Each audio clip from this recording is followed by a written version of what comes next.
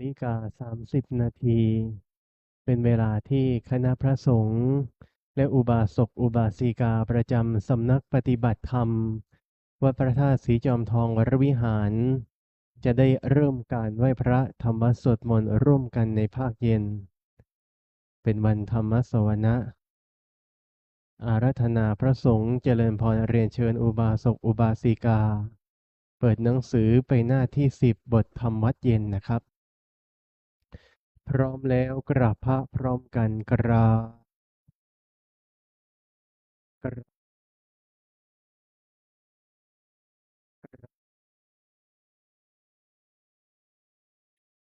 โยโสภะคะวะอะระหะ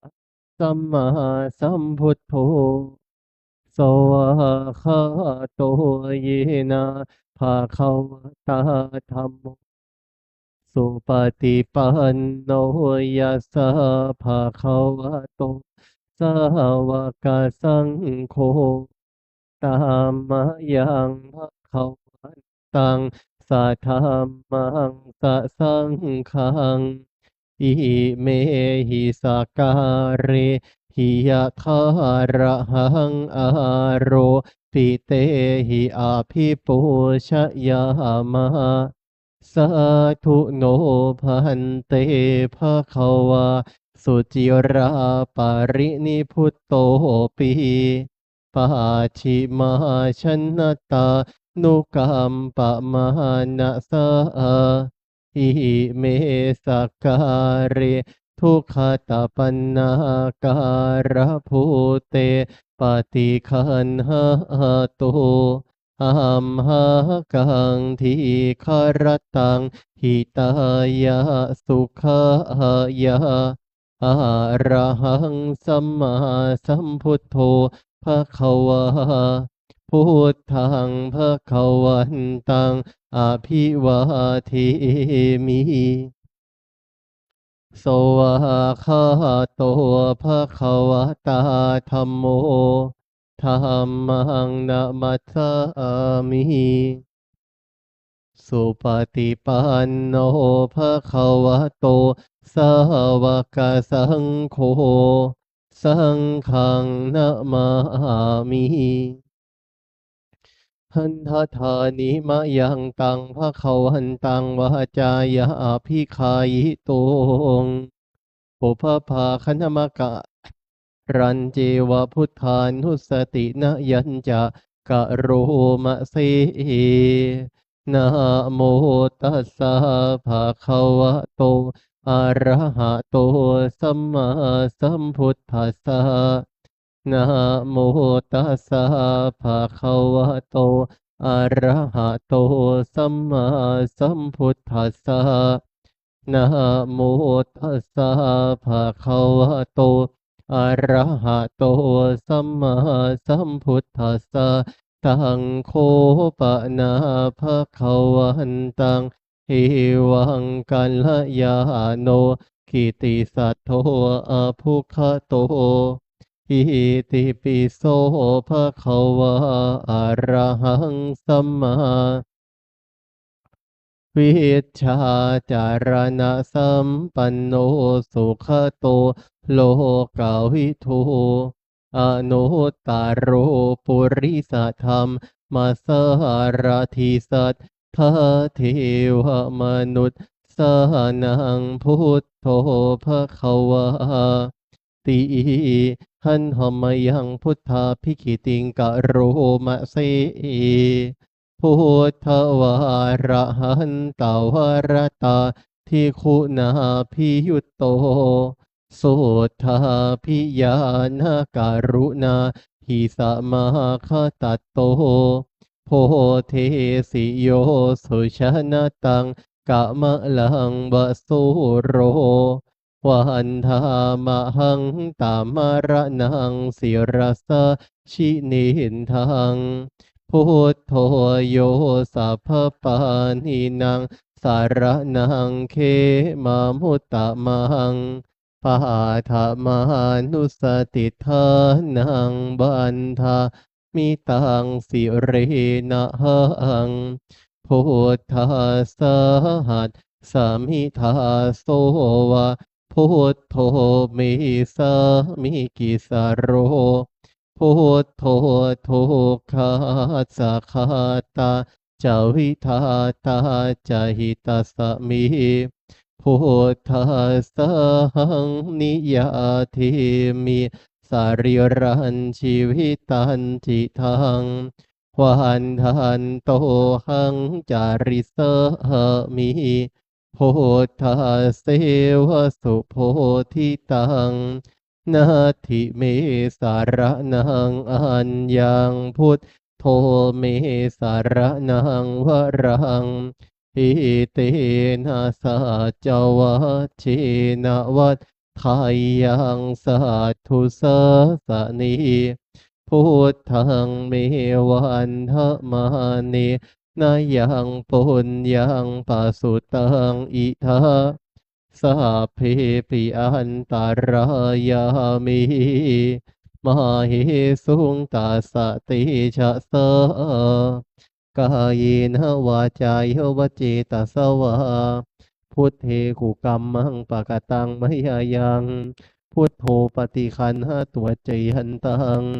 กาลันตาเรสังวริตุงวะพุทเทหันธรรมยังธรรมานุสตินะยังกะโรมะเสสวะคาโตภะคะวะตาธัมโมสันทิฏฐิโกอากาลิโกเอหิปัสสิโกโอปะยิโกปัจจตังเวทิตาโพวินโยหิติ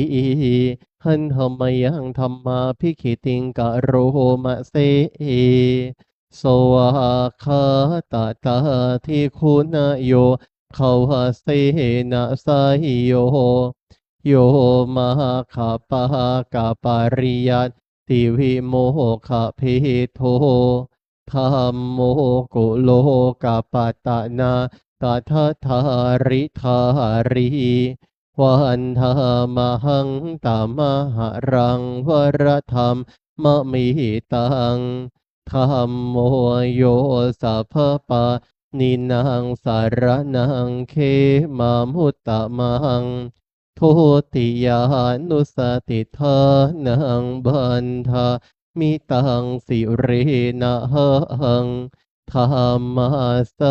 หัสสามิทาโสวะธัมโม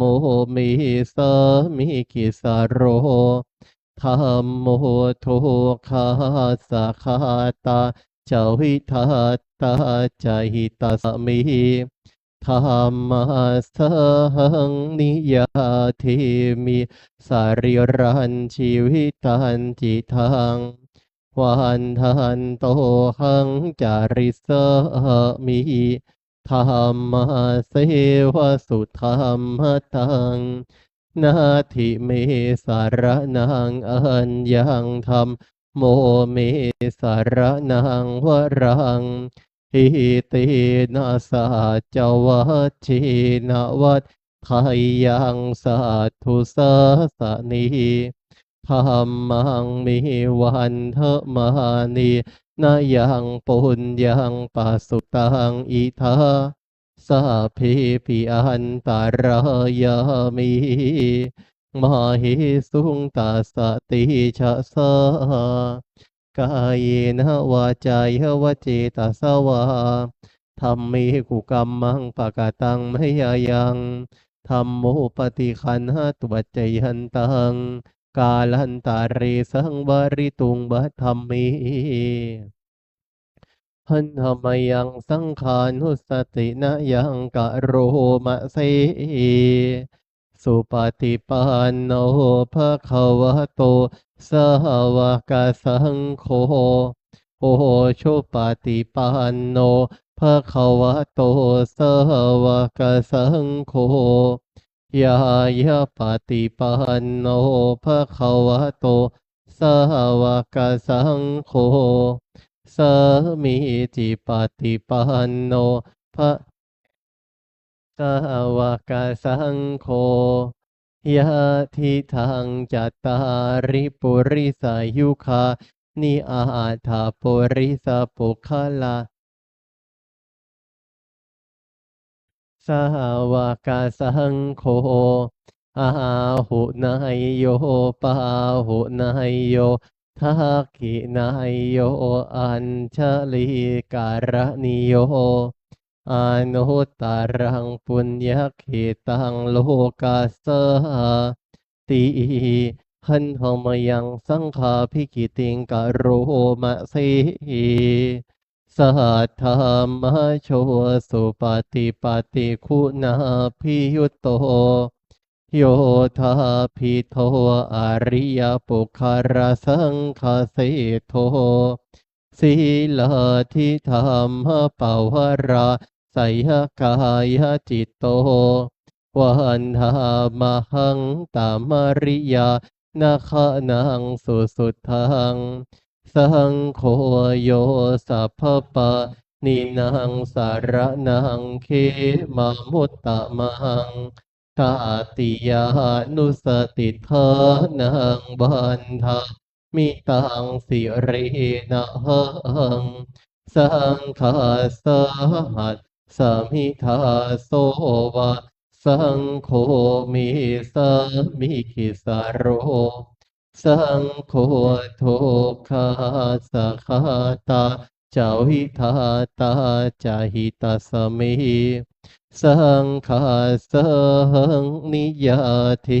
มิสาริรันชีวิตันจิทังวันทันโตหังจาริสามิสังฆาโสปฏิปันนะ ทิเมสารนังอัญญังสังโฆเมสารนังวรังเหเตนะสหจวัชชินวัฏพายังสาธุสาสนีสังฆังเมวันทมานินายังปุญญังปสุตังอิทา สัพพิปิอันตรายามิมหิสุงตัสสติชะสากายนวาจายวจิตสวาสังเคกุกรรมังปะกะตังพยายังสังโฆปฏิคันหตัวใจหันตังกาลันตารีสังวริตุงบะสังเค ขันธมยังอาติตาปัจเจเวคณปาทังภานามะเสหาชามายาปัจเจเวคิตาวายังจีวรังปริพุตตังตังยาวะเทวาสิตาสปฏิคาตายาปุณหาสปฏิคาตายาดังสมกัสสวะตาตาปสิริงสาภาสัมผัสนังปฏิคาตายายาวะเทวะหิริโกปินาปฏิชาทันหัตถัง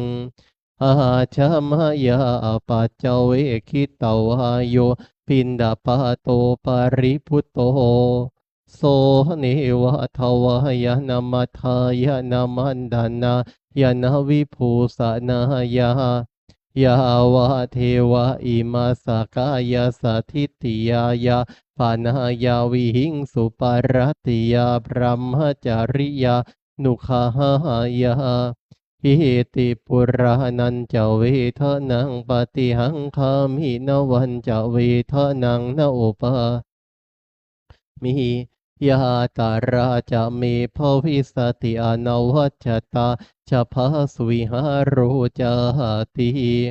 อาชามายาปัจเจเวกิตาวายังเสนาสนังปริพุตตังตังยาวะเทวาสิตาสาปฏิคาตายาโอนหาสาปฏิคาตายาดังสามกัสสวะตาตาปสิริงสัพพสัมผัสนังปฏิคาตายายาวะเทวะปริปฏิสัลลานารามัทังอาชามายาปัจเจเวคิตาวาย คิลานหปัจจยพิสัชชาปริคาโรปริพุตโตโสยาวะเทวะอุปันนานังวยาภาทิกานังเวทนานังปฏิคาตายาหาพยาปัจฉาปะระมะตายาติหันธรรมยังอุทิสนาทิฏฐานาคาทายโยพระนามสีอิมินาปุญญกรรมเมนะอุปัชฌายาคุณุตตราอาจาริโยปการาจะมาตาปิตาจยาตกาโสริโยจันทิมาราชาคุณวันตานหราปิจาพระมมาราชาอินทาจะโลกปาราชาเทวตายะโมมิตามนุสจะมัชฌตตาวิริกาปิจาสัพเพสัตตาสุขีโหนตุปุญญานิปกตานิเมสุขังจติวิทังเทนโตขิปังปะเปขาวโวมะตังอิมินาปุญญกรรมเมนะอิมินาอุทิเสนะจาขิปะหังสุวรเพเจวะตันหุปทานาชิทานังยิสันตาเนหินาธรรมายาวะนิพพานะโตมะมังนาสันโตสัพพะทาเยวะยัตถาชาโตภเวภเวโอชุจิตตังสติปัญญาสันเลโควิริยมหินา มหาราระพันตุโนกาสังกาตุนจะวิริสุเมวโรนาโทธรรมโมนาโทหรุตตโมนาโทปัจเจกาพุทโธจะสังโฆนาโทตโรมะมังเตโสตมานุภาเวนะมหาโรกาสังละพันตุมาหันธรรมยังสารพันเยนะพุทธมังคารคาทายโยพระนามสีสัมพุทโธทิปะทังเสทโธนิสินโนเจวะมาชิเมโกนดันโยปุปปะภาเคจาอาคานายเยจากาสะโปสารีปุตโตจะทาคีเนหรติเยโอปาลิจาปาชิเมปิจาอานันโทหายาเพจะเขาอัมปติทัลลาโนจะโอตอิสาเนปิจาราหุโลอิเมโคมังคาลาพุทธสัพเพอิทาปฏิทิตาวันทิตาเตจะอัมเหติสังกเรหิจะโปชิตาอิเตสังอานุภาเวนะสัพพโสทิภวันตุโนอิเจวะมาจาตานามาตนาอิยังนามาสมาโนตานา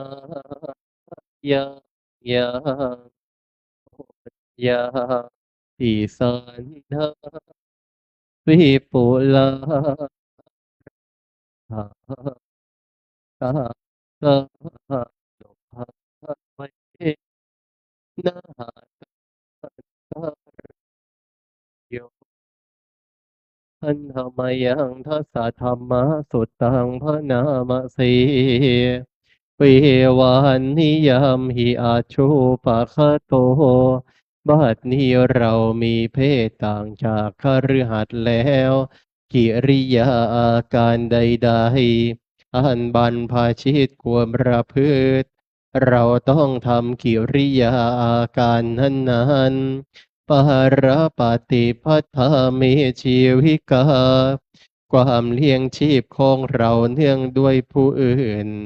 เราควรทำตัวให้เขาเลี้ยงง่ายอัญโยเมอากาโปการะนิโยอาการกายวาจาอย่างอื่น ที่เราจะต้องทำให้ดีกว่านี้ยังมีอยู่อีก ไม่ใช่แต่เพียงเท่านี้กาจิโนโคเมอัตตาสีละโตโอปวัตติตัวของเราเองติเตียนตัวเราเองโดยศีลได้หรือไม่นุโคมังอนุวิจจาวินยูสัพพรหมจารีศีลโตนะโอปวัฏทันติผู้รู้ใครครวญแล้วติเตียนเราโดยศีลได้หรือไม่สัพเพหิเมปิเยหิมะนาเปหินานาภาโววินาภาโวเราจากเป็นต่างๆคือจะต้องพลัดพรากจากของรักของเจริญใจทั้งสิ้นไปกรรมสะโกมหิกรรมทายาโทกรรมโยนิกรรมพันธุกรรมปฏิสารโนเรามีกรรมเป็นของตนมีกรรมเป็นผู้ให้ผลมีกรรมเป็นแดนเกิดมีกรรมเป็นผู้ติดตามมีกรรมเป็นที่พึ่งอาศัยยังกรรมังการิสามิกัลยาณังวะปะปะกังวะตัสสะทายาโทภวิสมิเราทำกรรมใดไว้เป็นบุญหรือเป็นบาปเราจะเป็นทายาทคือจะต้องพ้นของกรรมนั้นไปกาธรรมภูตัสสะเมรตินทิวาปิติปาตันติวันคืนล่วงไปล่วงไปบัดนี้เราทำอะไรอยู่กาจินุโคหังสุญญาคาเรอภิระมามิเรายินดีในเสนาสนะอันสงัดหรือไม่เมอุตาริมานุสธรรมารมริยญาณทัสสนาวิเศษโสอธิคโตคุณวิเศษของเรามีอยู่หรือไม่โสหังปัจฉิเมกาเลสัพพรหมจาริหิปุตโธนะมังกุภวิสามิที่จะทำให้เราไม่เก้อเขิน ในเวลาเพื่อนบรรพชิตถามภายหลังอิเมโคทัสสะธรรมาทำ10ประการนี้แลปาภชิเตนะอันบรรพชิตอาภินาหังปัจเจเวคิตาภาควรพิจารณาเนืองเถินเปิดหนังสือไปหน้าที่1นะครับหันธรรมยังทักขินะโมลิธาตุนามาการปาทันเจวาวชิรพุทธรูปปาทันจะพระนามเสนะโมพุทธายะนะมามิติโลกะโมลิงโลหะกุเตปติโปชิตังสัพพะโลเกหิกิติมันตังมโนหะรังอาหังบันทามิสัพพะทาอังคาวะหายปุริรัมเมโกวิลาลาคาปะพะติสาหิเหมาคูหาคับพิทักขีนาโมลิธาตุโยอะหังบันทามิ สัพพะทากายนะ วาจายะเจตาสาวาวะชิรังนามาปาติมังอิติติหาริยาการังพุทธารูปังอาหังวันทามิสัพพะโสสัทธาโสทีภวันตุเม เปิดหนังสือไปที่หน้า100นะครับหันธมยังสิริมังคารมหาเทราพิทุติคาทายโยพระนามสีสิริธาตามหาเทโรสิริโกสิริมาคโลมาคโล ยะเมทาวิทาลปายะเทสะโกรุธานียะปะโมโทสิสังตุสิสนายะโกโลกานุกามปิเมตตายะส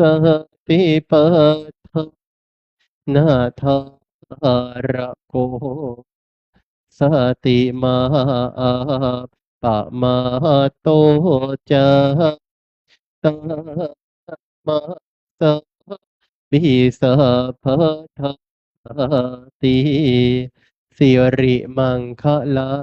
สมณวิสุทธวงศ์โสภาสง่าองค์ทรงสิริมิวางบายสำรวมยืนเดินนั่งผู้พร้อมร่างด้วยละอายปัญญาขจรขจายชี้อุบายอันมงคลควรแก่ฐานะครูนำสิทธิรู้ทุกหมู่ชนชาวโลกต่างได้ยนต์สงเคราะห์ชนด้วยเมตตาผู้ทรงสติปัฏฐานตลอดกาลทุกเวลาทรงนามสติมาไม่ประมาทองค์อาจงามข้าขอนมัสการประดิษฐานในทุกยาม ผู้ทรงนามว่าสิริมังคะโลเปิดหนังสือไปที่หน้า69บทบารมี10ทัศน์นะครับ69บทบารมี10ทัศน์นะครับนะโมตัสสะภะคะวะโตอะ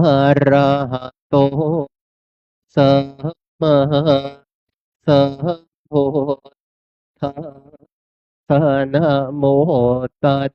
สะภะคะวะโตอะระหะโตสัมมาสัมพุทธัสสะนะโมตัสสะภะคะวะโตอะระหะ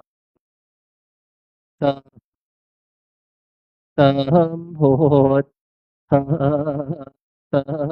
พุทธังสารนังคัจฉา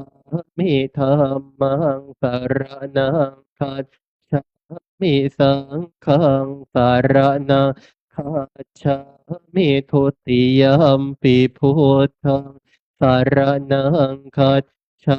มิทุติยมปิธัมมังสารนังคัจ ทุติยมปิสังขังสารนังคัจฉามิตติยมปิพุทธังสารนังคัจฉามิตติยมปิธัมมังสารนังคัจฉา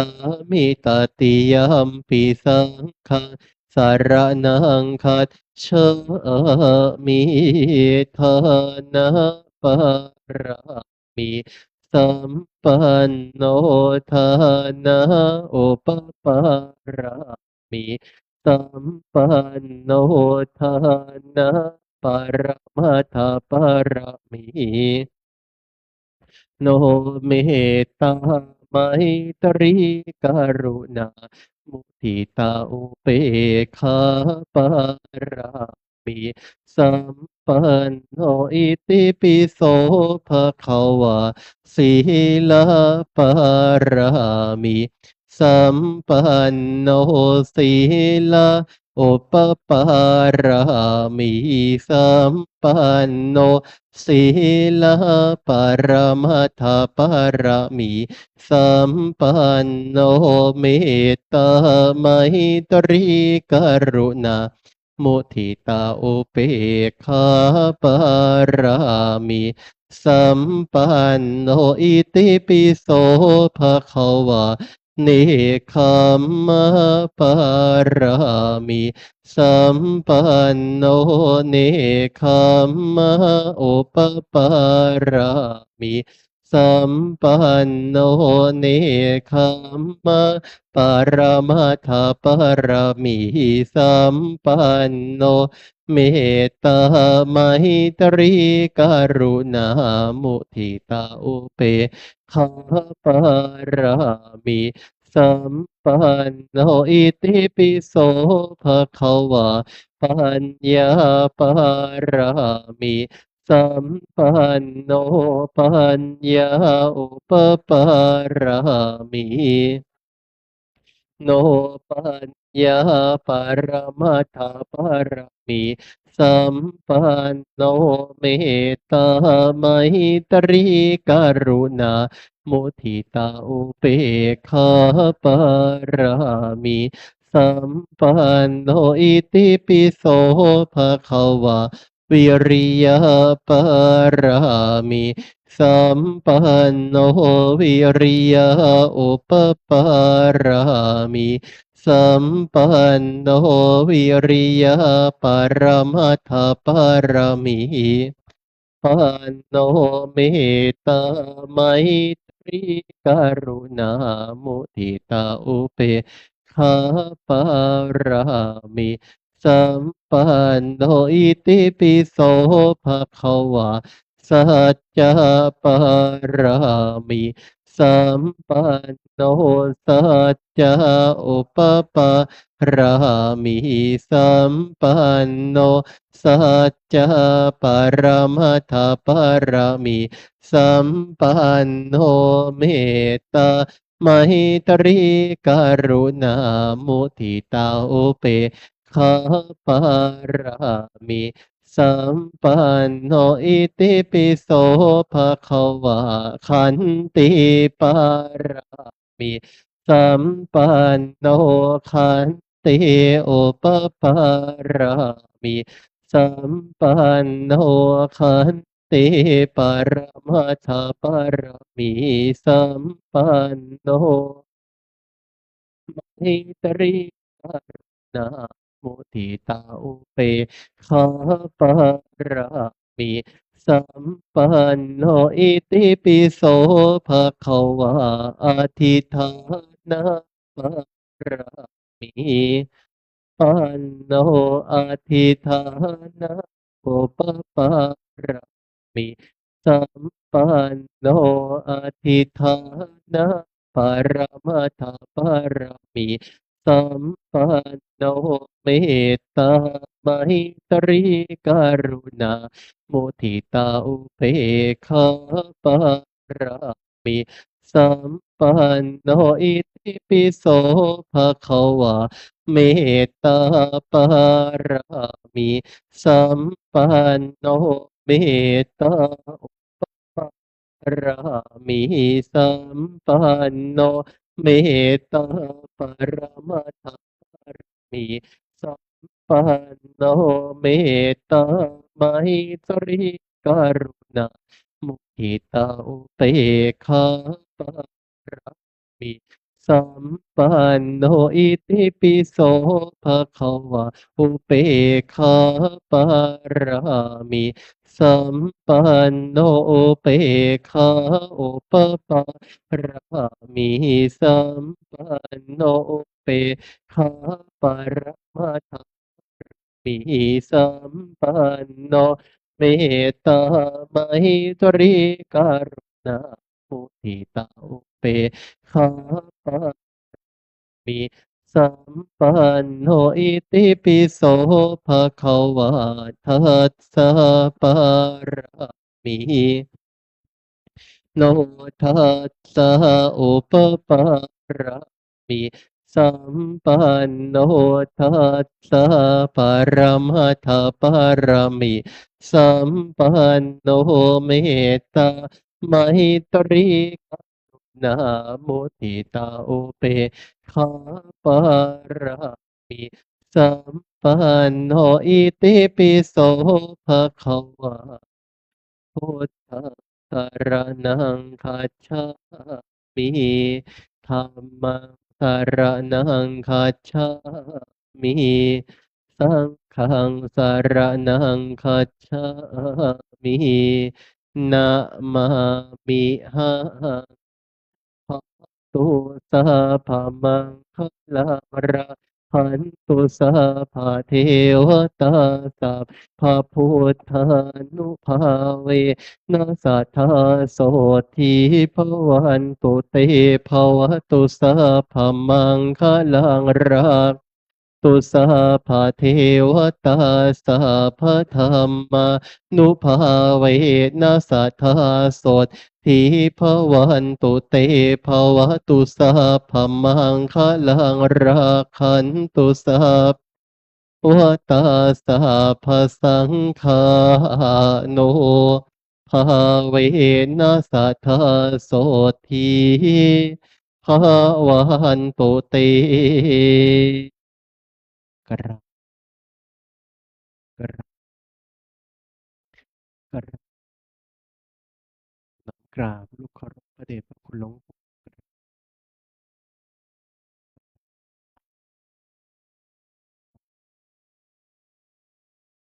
ต่อไปพระสุอุบาสิกาจะได้ขอสมาทานศีลจากผู้ช่วยเจ้าวาดคือพระเดชพระคุณพระอมรเวทีนะครับญาติโยม คือสุนัขตัวสีดำนี้นี่จริงๆไม่ใช่สุนัขอาตมานะแต่มันชอบตามอาตมาในช่วงนี้ที่พูดอย่างนี้เพราะมีพยานเพราะเมื่อวันพระที่แล้วหลวงพี่เต๋าเป็นพยานให้ได้หลวงพี่เต๋ายังทักอยู่เลยว่าเอ๊ะท่านปรวัตรหายไปไหนเอ่อมันไม่มีเจ้าของมันเลยมาตามกับผมอาตมาภาพ หลวงพี่เต่าก็บอกว่าเป็นหมาหลวงพี่ปรวัตรอย่างนี้ก็เอ็นดูมันเห็นมันผอมมากญาติโยมก็เศษอาหารเล็กๆน้อยๆให้มันไปมันก็คงมาตามเราด้วยเหตุปัจจัยนี้ปกตินั้นจะอยู่หน้าห้องหลวงพี่ปรวัตรหลวงพี่เต่าก็จะรถมาจอดหน้าห้องตรงสำนักงานก็จะเห็นหลวงพี่ปรวัตรเลี้ยงมันเป็นประจำอันนี้ก็บอกเอาไว้ก่อนนะญาติโยมนะ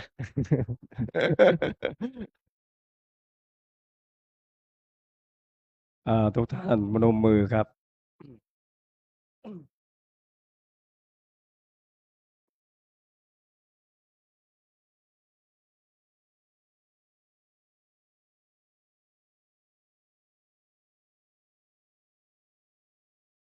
พร้อมแล้วกราบ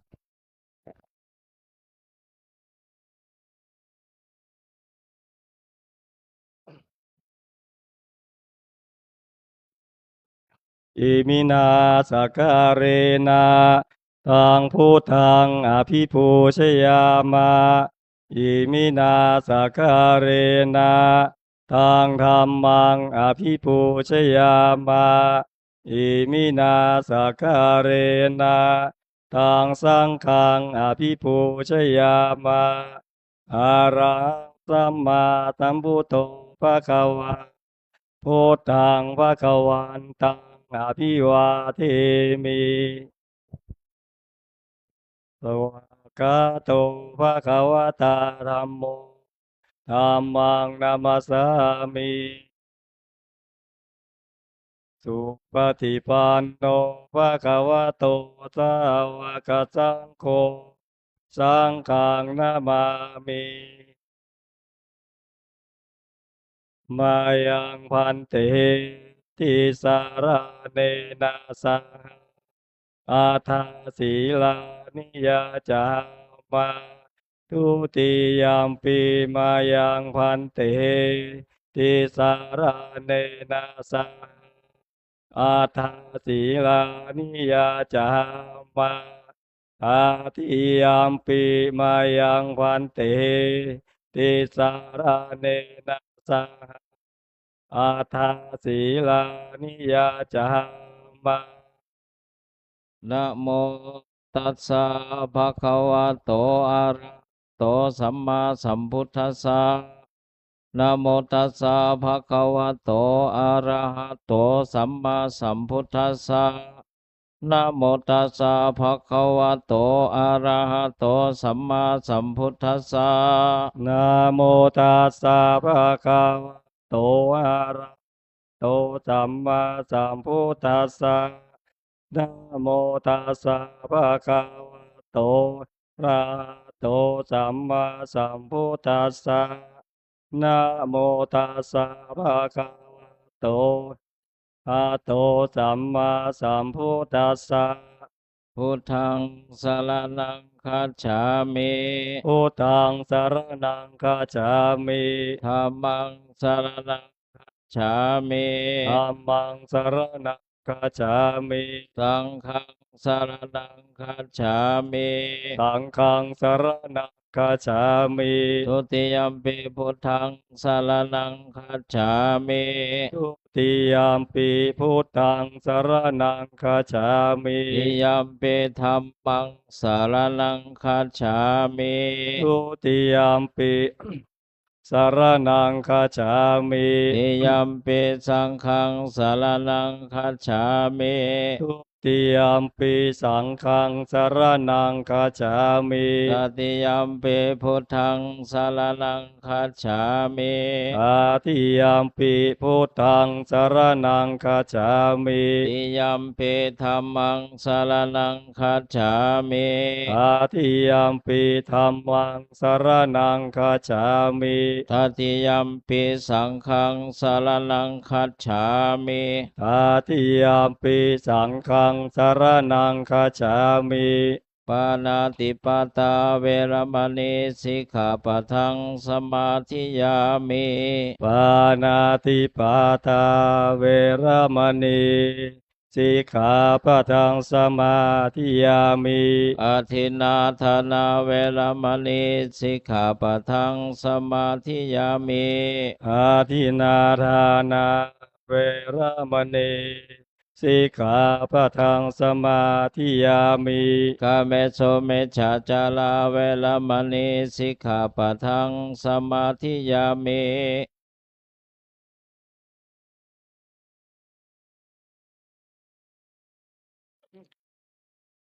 อาภามัจจริยาเวรมณีสิกขาปะทังสมาธิยามิ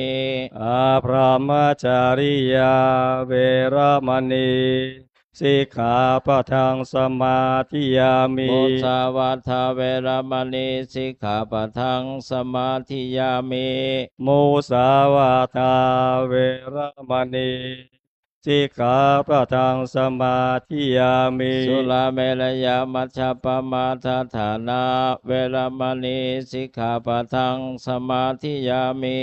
สุราเมรยามัชฌปมาทฐานาเวรมณีสิกขาปะทังสมาธิยามิวิกาลโภชนาเวรมณีสิกขาปะทังสมาธิยามิวิกาลโภชนาเวรมณีสิกขาปะทังสมาธิยามินาจักขิตวาทิตาวิสุขัทธัสสนะมาลาคันธาวิเลปนะธารณะมันดนาวิโภชนะฐานาเวรมณีสิกขาปะทังสมาธิยามินาจาคีตาวาทิตาวิสุขทัสสนะ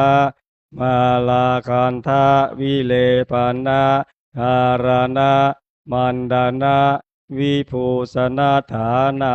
เวรมณีสิกขาปะทังสมาธิยามิอุจจาสยนามหาสยนาเวรมณีสิกขาปะทังสมาธิยามิอุจจาสยนามหาสยนาเวรมณีสิกขาปะทังสมาธิยามิ อิมานิปัญจอิมานิอัฏฐสิกขาปทานิสมาธิยามิ อิมานิอัฏฐสิกขาปทานิสมาธิยามิอิมานิอัฏฐสิกขาปทานิสมาธิยามิอิมานิอัฏฐสิกขาปทานิสมาธิยามิ อิมานิปัญจอิมานิอัฏฐสิกขาปทานิสีเลนะสุขติงยันติ สาธุ สีเลนะโภคสัมปทา สาธุ สีเลนะนิพุติงยันติ สาธุ ตัสสมาชิลังวิโสทะเย อามาพันเตกราบ ญาติโยมนั่งตามสบายเพื่อรักษาขนบธรรมเนียมที่พระเดชพระคุณหลวงปู่พระพรหมมงคลหลวงปู่ทองสิริมังคละมหาเถระซึ่งพระเดชพระคุณหลวงปู่ได้มีวิสัยทัศน์เรียกว่ามีวิชั่นคือหลวงปู่ท่านว่าการให้ธรรมะเป็นทานนั้นชนะการให้ทุกอย่างทั้งวันโกนกลางคืนทั้งวันธรรมสวนะภาคตอนเช้าแล้วก็ภาคกลางคืนก็ให้ธรรมะเป็นทานนั่นเรียกว่าสิ่งที่สำคัญที่สุดนะญาติโยมก็คือดวงปัญญาสุดโสสังละพะเตปัญญังฟังด้วยดีย่อมได้ปัญญาทุกสิ่งทุกอย่างนั้นถ้าฟังด้วยดีฟังด้วยโยนิโสมนสิการคือโดยอุบายอันแยบคายย่อมได้ปัญญาทั้งนั้นเลยนั้นดวงปัญญานี้แหละจะเป็นเครื่องเชิดชูเป็นเครื่องสืบสารต่อยอดและสืบอายุพระพุทธศาสนาได้จริงอยู่ศรัทธาก็มีความจำเป็นคือศรัทธากับปัญญาต้องมาด้วยกันนะโยมหลักธรรมทุกอย่างนั้นถ้ามีศรัทธาเบื้องต้นพระพุทธองค์จะมีปัญญากำกับไว้เสมอเช่นศรัทธาวิริยะสติสมาธิแล้วก็ปัญญาตัวปัญญานั่นแหละเปรียบเสมือนพวงมาลัยหรือกัปตันที่ควบคุมเครื่องบินให้ไปในทิศที่ถูกต้องนั้นศรัทธานี้ก็เป็นสิ่งที่สำคัญคือเป็นพื้นฐานให้ดวงจิตนั้นมีศรัทธาแล้วก็มีปัญญาเป็นตัวกำกับด้วยถ้ามีแต่ศรัทธาอย่างเดียวนั้นไม่ใช้ปัญญาประกอบศรัทธานั้นมันก็เป็นสภาวะธรรมเกิดขึ้นตั้งอยู่ดับไปหรืออาจเป็นศรัทธาชักนำในทางที่ผิดได้แต่ถ้ามีปัญญากำกับแล้วย่อมมี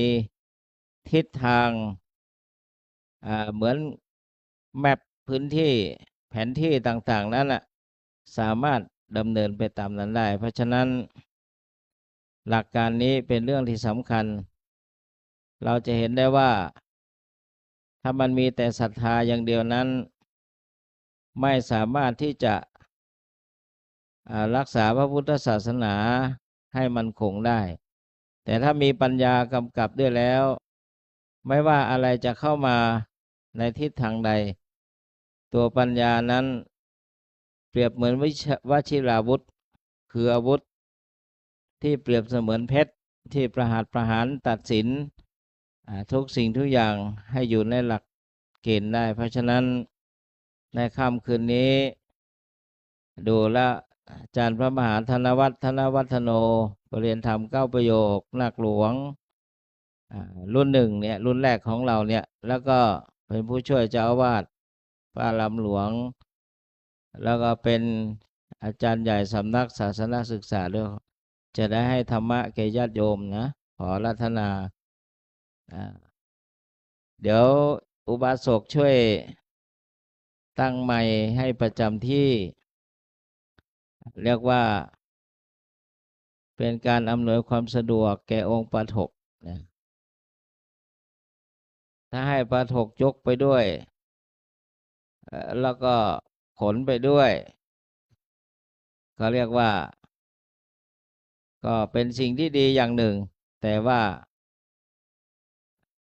ไม่เป็นการเชิดชูองค์ปฐกคือให้ยกไปเองอย่างนี้นะ ขอนิมนต์ท่านอาจารย์พระมหาธนวัฒน์องค์นี้สอนได้เทศได้หลายอย่าง เจริญพุทธมนต์ได้หนึ่งสอนได้สองเทศได้เจริญพุทธมนต์สวดมนต์ได้หมดละถ้าอาจารย์มหาธนวัฒน์อยู่เนี่ย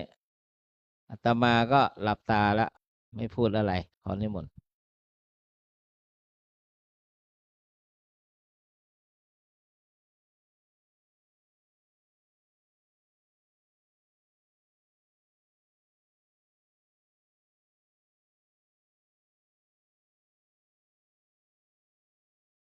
ได้ไหมตัวนั้นจะดีกว่าที่คงฉีดคงฉีดนี่ฉลาดมันจะเลือกไม้ที่ดีที่สุดท่านครูได้ไหมไม่โดน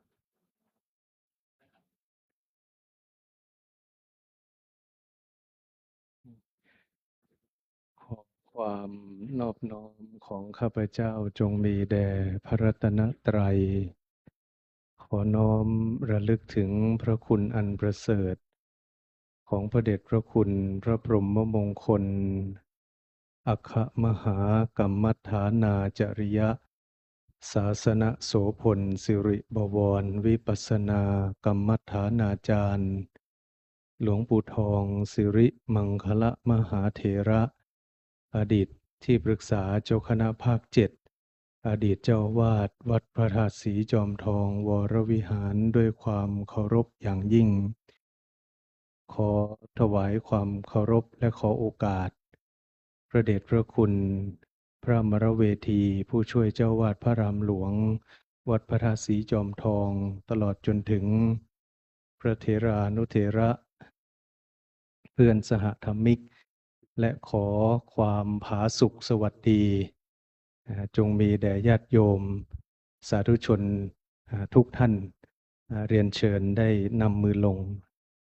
นั่งฟังธรรมด้วยความเคารพในธรรม จริงๆวันนี้เป็นวาระของพระมหาวีรพงศ์อุตตมยาโนเป็นวาระที่ท่านจะต้องมาปาฐกถาธรรมแต่ด้วยท่านมีศาสนกิจท่านก็เลยมอบหมายคืนมาให้อาตมาในฐานะซึ่งเป็นผู้จัดวาระการแสดงธรรมให้อาตมาพิจารณาตามความสะดวกว่าควรจะให้ใครปาฐกถาอาตมาก็พิจารณาวันพระที่แล้วท่านอาจารย์เจ้าคุณปาฐกถาไปแล้วหลวงพี่พงศิษฐ์ก็แสดงธรรมเมื่อเช้าตอนเช้า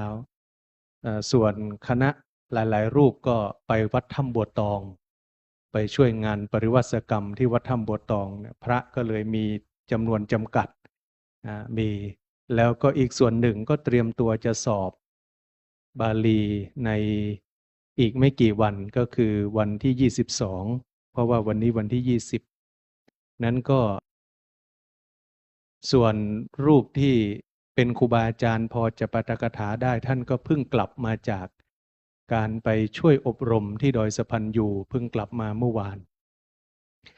อาตมาก็เลยไม่เป็นไรอาตมาก็จะมาให้ธรรมะกับญาติโยมจริงๆแล้วญาติโยมฟังธรรมมาบ่อยเนาะฟังธรรมมานานโดยเฉพาะญาติโยมที่เข้ามากิจกรรมวันพระไม่ว่าจะเป็นเช้าหรือค่ำที่วัดพระธาตุศรีจอมทองจะต้องได้ยินได้ฟังวันนี้อาตมาก็เลยอยากให้ญาติโยมทุกท่านสำรวจดวงตาอยากให้ญาติโยมสำรวจดวงตาอาตมาอยากให้ญาติโยมสำรวจดวงตาอะไร ไม่ใช่ตาเนื้อนะโยมนะไม่ใช่ตาเนื้อ แต่อยากให้ญาติโยมสำรวจดวงตาเห็นธรรมดวงตาเห็นธรรมญาติโยมเข้าวัดหรือว่ามาร่วมกิจกรรมในวันธรรมสวนะหลายต่อหลายครั้งญาติโยมคิดว่าตัวเองมีดวงตาเห็นธรรมหรือยังให้โยมตอบตัวเองในใจนะมีดวงตาเห็นธรรมหรือยังดวงตาเห็นธรรมในที่นี้ยังอาตมายังไม่ได้หมายถึงพระโสดาบันนะหมายถึงระดับกัลยาณปุถุชนธรรมดาเห็นอะไรก็เป็นธรรมได้ยินอะไรก็เป็นธรรมได้กลิ่นอะไรก็เป็นธรรมลิ้มรสอะไรก็เป็นธรรมสัมผัสอะไรก็เป็นธรรมนึกคิดอะไรก็เป็นธรรมแม้แต่ความโกรธเกิดขึ้นกำหนดโกรธโกรธหนอโกรธหนอนี่แสดงว่าเป็นธรรมกำหนดเป็นธรรมเพราะกำลังอยู่ในการกำหนดแต่ถ้าปล่อยให้ความโกรธครอบงำอันนั้นไม่เป็นธรรมอันนั้นญาติโยมลองสำรวจตัวเองว่าเราได้ดวงตาเห็นธรรมหรือยังถ้าได้ดวงตาเห็นธรรมจะเห็นอะไรก็เป็นธรรมไม่ว่าสิ่งนั้นจะเป็นสิ่งที่ดีหรือไม่ดีมันจะกระทบกับจักษุของเราจะกระทบมาถึงขันธ์ห้าของเราก็เข้าใจแสดงว่าญาติโยมเริ่มพัฒนากำลังมีดวงตาเห็นธรรมนะได้ยินอะไรไม่ว่าคำนั้นจะเป็นคำชื่นชมหรือคำด่าคำตำหนิคำนินทาเราก็เข้าใจอย่างเป็นธรรมแสดงว่าโยมใช้ได้แสดงว่าเราเข้าวัดมาถูกทางถ้าเราเข้าใจสิ่งที่ได้ยินอย่างเป็นธรรมส่วนกลิ่นลิ้มรสสัมผัสความนึกคิดก็เหมือนกันนะโยมเหมือนกันเพราะเวลาเราพูดถึงพระนิพพานหลายคนก็จะอธิบายนิพพานในแบบที่ตัวเองเข้าใจ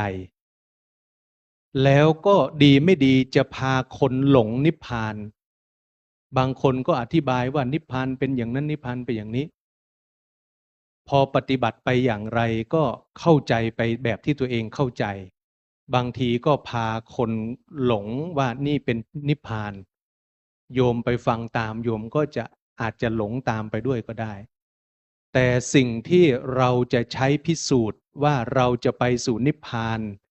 จะไปสู่การปฏิบัติได้ดีจริงหรือไม่ให้มองตรงกันข้ามโลภะลดลงไหมโทสะลดลงไหมโมหะลดลงไหมให้มองตรงกันข้ามบางครั้งส่วนใหญ่เรามองไปที่นิพพานเป็นอย่างใดฮะโอ้อีแม่ปฏิบัติธรรมเข้าวัดมาเมินเปิ้นว่านิพพานนิพพานอีแม่ก็บ่ฮู้จัก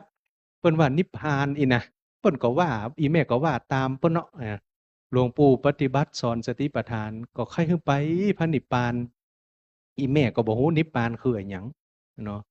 ดังนั้นถ้าเราไม่รู้จักพระนิพพานไม่เป็นไรให้เรามารู้จักโลภะโทสะโมหะดีกว่าเรามาพิจารณาดูว่าโอ้โลภะเฮาลดลงก่อโทสะเฮาลดลงก่อโมหะถ้าโทสะลดโมหะโลภะลดโทสะลดโมหะก็ต้องลดเพราะโลภะขออภัยเพราะโมหะมันเกิดกับโลภะและเกิดกับโทสะอย่างแน่นอนอันนี้ก็คือให้เรามาพิจารณาในด้านตรงกันข้ามเพราะถ้าเราไปฟังคำว่านิพพานบางคนเปิ้นว่าได้กินอาหารล้ำเปิ้นก็ว่าเปิ้นนิพพานอีวะอาหารล้ำมันจะไปนิพพานได้จะได้เนี่ยแต่คนมันก็ว่าเอาม่วนโอ้ข้าได้กินอาหารล้ำนี่ข้านิพพานแล้ววะนี่นะแต่จริงๆแล้วมันไม่ใช่อย่างนั้นถ้าเราไปฟังใครพูดเราก็จะนิพพานเป็นยังไงเราให้ดูฝั่งโลภะโทสะโมหะเพราะพระโสดาบันจะต้องลด โลภะโทสะโมหะไปเรื่อยๆอยู่แล้วให้เราสังเกตตรงนี้นะโยมเพราะฉะนั้นเมื่อเราเข้าวัดก็ให้สังเกตว่าเราได้ดวงตาเห็นธรรมดวงตาเห็นธรรมคำว่าดวงตาในที่นี้ไม่ใช่ตาเนื้อแต่เป็นตาปัญญาเมื่อตาปัญญาเกิดมันก็จะรับรู้ทางตาหูจมูกลิ้นกายใจได้ดีได้ถูกต้องได้อย่างเข้าใจอันนี้จึงเป็นสิ่งที่สำคัญสำหรับการที่เราได้ฟังธรรมเพราะว่าพระพุทธเจ้าแสดงธรรมก็เพื่อต้องการให้เวนยสัตว์ทั้งหลายเข้าใจเพื่อให้เกิดปัญญาปัญญาก็คือความเข้าใจในสัจธรรมคือความจริงของโลกใบนี้อันนี้ก็เลยฝากญาติโยมสาธุชนสำรวจตัวเองทีนี้อาตมาเองก็พูดอยู่หลายครั้งว่าอยากจะให้ญาติโยมที่มีข้อสงสัยญาติโยมที่มาฟังธรรมหรือมีความเข้าใจอะไรหรือได้ยินอะไรญาติโยมถามก็ได้นะโยมแต่ถ้าโยมไม่กล้าถามเขียนจดหมายก้อมนะจดหมายก้อมก็คือกระดาษแผ่นเล็กๆนะเขียนแล้วก็ให้เจ้าหน้าที่ให้คุณครูเบญจมาศก็ได้นะถ้าญาติโยมมีนะไม่วันพระนี้ก็ได้นะโยมนะวันพระต่อไปอาตมาว่าถ้าเรามีการถามแล้วมันมีการตอบอาตมาไม่ได้บอกว่าตัวเองตอบได้ทั้งหมดนะโยมความรู้ของพระพุทธเจ้าหรือแม้แต่ความรู้ในพระไตรปิฎกอาตมายังได้แค่นี้นะโยมนะยังได้นิดเดียวก็คือจะตอบเท่าที่รู้ส่วนอันไหนไม่รู้เดี๋ยวถวายให้ครูบาอาจารย์ท่านมาตอบเอาไว้วันหลังมันไม่เสียหายคำถามนะบางอย่างสามารถตอบได้เลยทันทีแต่บางอย่างก็ลึกเกินไปอย่างเช่นเมื่อครั้งก่อนที่โยมแม่แดงเล่าเรื่องสภาวะเหตุการณ์ที่เกิดขึ้นที่โมกขะให้ฟังแล้วก็แม่แดงก็ถามแม่แดงเล่าว่าอาตมาก็จำได้บ้างไม่ได้บ้างเนาะแต่ว่าแม่แดงเล่าว่าตอนที่ถวายวิหารหรือถวายเจดีย์เนี่ยที่โมกขะถวายเสร็จแล้วก็เกิดอาการมือหงิกมืองอคือมันขยับเขยื่อนไม่ได้นั่งอยู่หน้าบันไดเป็นอาการที่ขยับตัวขยับเขยื่อนไม่ได้ทีนี้ก็ไปถามหลวงปู่แล้วก็แม่แดงก็เลยถามอาตมาก่อนว่าท่านคิดว่าเป็นอะไรหยังเนาะท่านคิดว่าเป็นอะไรหยังอาตมาก็ว่าบ่ฮู้อาตมาบ่ฮู้ถ้าบ่ฮู้ก็ต้องตอบว่าบ่ฮู้ถ้าบ่ฮู้เฮาไปตอบว่าฮู้เนี่ยมันก็จะปาเพิ่นไปเห็นมั้ยทีนี้อาตมาก็เลยถามแม่แดงว่าแล้วหลวงปู่ตอบแม่แดงว่าใดแม่แดงว่าหลวงปู่บอกว่าเป็นปีติธรรมเป็นปีติธรรมแล้วหลวงปู่ก็เล่าเรื่องนางวิสาขาให้แม่แดงฟังอาตมาพอได้ยินอย่างนั้นอาตมาก็ว่าถ้าหลวงปู่ว่าปีติก็ต้องปีติเพราะบางอย่างเป็นสภาวะอันลึกซึ้งอาตมาเปรียบเทียบตัวเองเหมือนอนุบาลจะไปตอบคำถามของมหาลัยบางอย่างก็ตอบไม่ได้อย่าไปดันทุรังตอบแล้วมันจะพาเปิ้นเข้าเลิกเข้าเดึกเข้าปะโคไปพุ่นนะจะพาเขาไปมั่วถ้าเราไม่รู้ก็ตอบว่าไม่รู้แต่บางครั้งบางคนพอมีชื่อเสียงเนาะหรือเป็นที่รู้จักเวลาเขาถามอะไรก็ตอบหมดโยมแต่ตอบมั่วก็มีนะตอบมั่วก็มีอันนี้อันตรายครูบาอาจารย์เวลาท่านสอนธรรมท่านจะระมัดระวังมากๆอาตมาเองมานึกถึงข้อหนึ่งที่เคยศึกษามาก็คือว่าถ้าเรารู้ไม่จริงแล้วเราสอนมั่วกรรมที่เราสอนมั่วเนี่ยบาปมหันต์เลยนะเพราะทำให้เขาหลงผิดทางถ้าไม่รู้จริงเนี่ยอย่าไปชี้มั่วโยมจ จียงใหม่ไปทางใดเนาะ เฮาจี้ไปเลยนะเปิ้นไปบ่ถึงสักเทื่อนี่เสร็จเลยเฮาทำให้เปิ้นเสียเวลาทำให้เปิ้นต้องไปเผชิญไอ้หยังบ่ฮู้ที่มันบ่ถูกต้อง อันนี้ก็เลยพอได้ยินว่าหลวงปู่แม่แดงว่าหลวงปู่ว่าเป็นปีติธรรมถ้าหลวงปู่ตอบก็อย่างนั้นต้องเป็นอย่างนั้น เพราะว่าอันนี้เป็นบางคำถามอาตมายกตัวอย่างเนาะแต่ว่าบางเรื่องเนี่ยอาตมาก็พอจะตอบให้ได้ อย่างเช่นเรื่องของพระนางยโสธราหรือว่าพระนางพิมพาตอนบวชแล้วได้ชื่อว่าพัทธากัจจานีเถรี ก็คืออดีตชายาของเจ้าชายสิทธัตถะตอนที่เจ้าชายสิทธัตถะออกผนวดเนี่ยพอพระนางรู้ว่าเจ้าชายสิทธัตถะฉันเสวยพระกรยาหารมื้อเดียวพระนางยโสธราก็อยู่ที่วังนะโยมอยู่ที่วังแต่ได้ทราบข่าวว่าเจ้าชายสิทธัตถะที่เสด็จออกผนวดเนี่ยเสวยพระกรยาหารมื้อเดียวพระนางก็เสวยมื้อเดียวได้ยินว่าพระโพธิสัตว์หรือเจ้าชายสิทธัตถะนุ่งห่มผ้ากาสายะก็คือผ้าย้อมด้วยน้ำฝาดก็คือผ้าที่พระภิกษุสามเณรใช้เนี่ยนางก็นุ่งห่มผ้ากาสายะอยู่ในวังนะโยมพระพุทธเจ้าไม่นอนบนเตียงเนาะพระพุทธเจ้าพระโพธิสัตว์เนี่ยไม่นอนบนเตียงพระนางก็ไม่นอนบนเตียงรู้ว่าพระพุทธเจ้านอนกับพื้นนอนบำเพ็ญกำลังบำเพ็ญกำลังแสวงหาหนทางอยู่พระนางได้ยินข่าวอย่างไรก็ปฏิบัติตามเจ้าชายสิทธัตถะอย่างนั้นพอเจ้าชายสิทธัตถะได้ตรัสรู้เป็นพระสัมมาสัมพุทธเจ้าแล้วได้เผยแผ่ศาสนาจนกระทั่งกาลุทายีอมาตย์มาทูลนิมนต์ให้เสด็จพระราชวังกบิลพัสพระนางไม่ได้มาต้อนรับเจ้าชายพระพุทธเจ้าไม่ได้มาต้อนรับพระพุทธเจ้าอยู่ในห้องพระพุทธเจ้านั้นพาพระสารีบุตรและพระโมคคัลลานะไปแค่2 รูปนะโยมเป็นส่วนตัวเลยภาษาเป็นคือไปพบเป็นการส่วนตัวไปหาพระนางเป็นการส่วนตัวพอไปเจอพระนางที่ห้องพระนางก็รีบมาซบลงที่พระบาทของพระพุทธเจ้าแล้วเอาผมในเช็ดพระบาทพระพุทธเจ้าร้องห่มร้องไห้ตอนแรกพระสารีบุตรจะห้ามพระพุทธเจ้าบอกว่า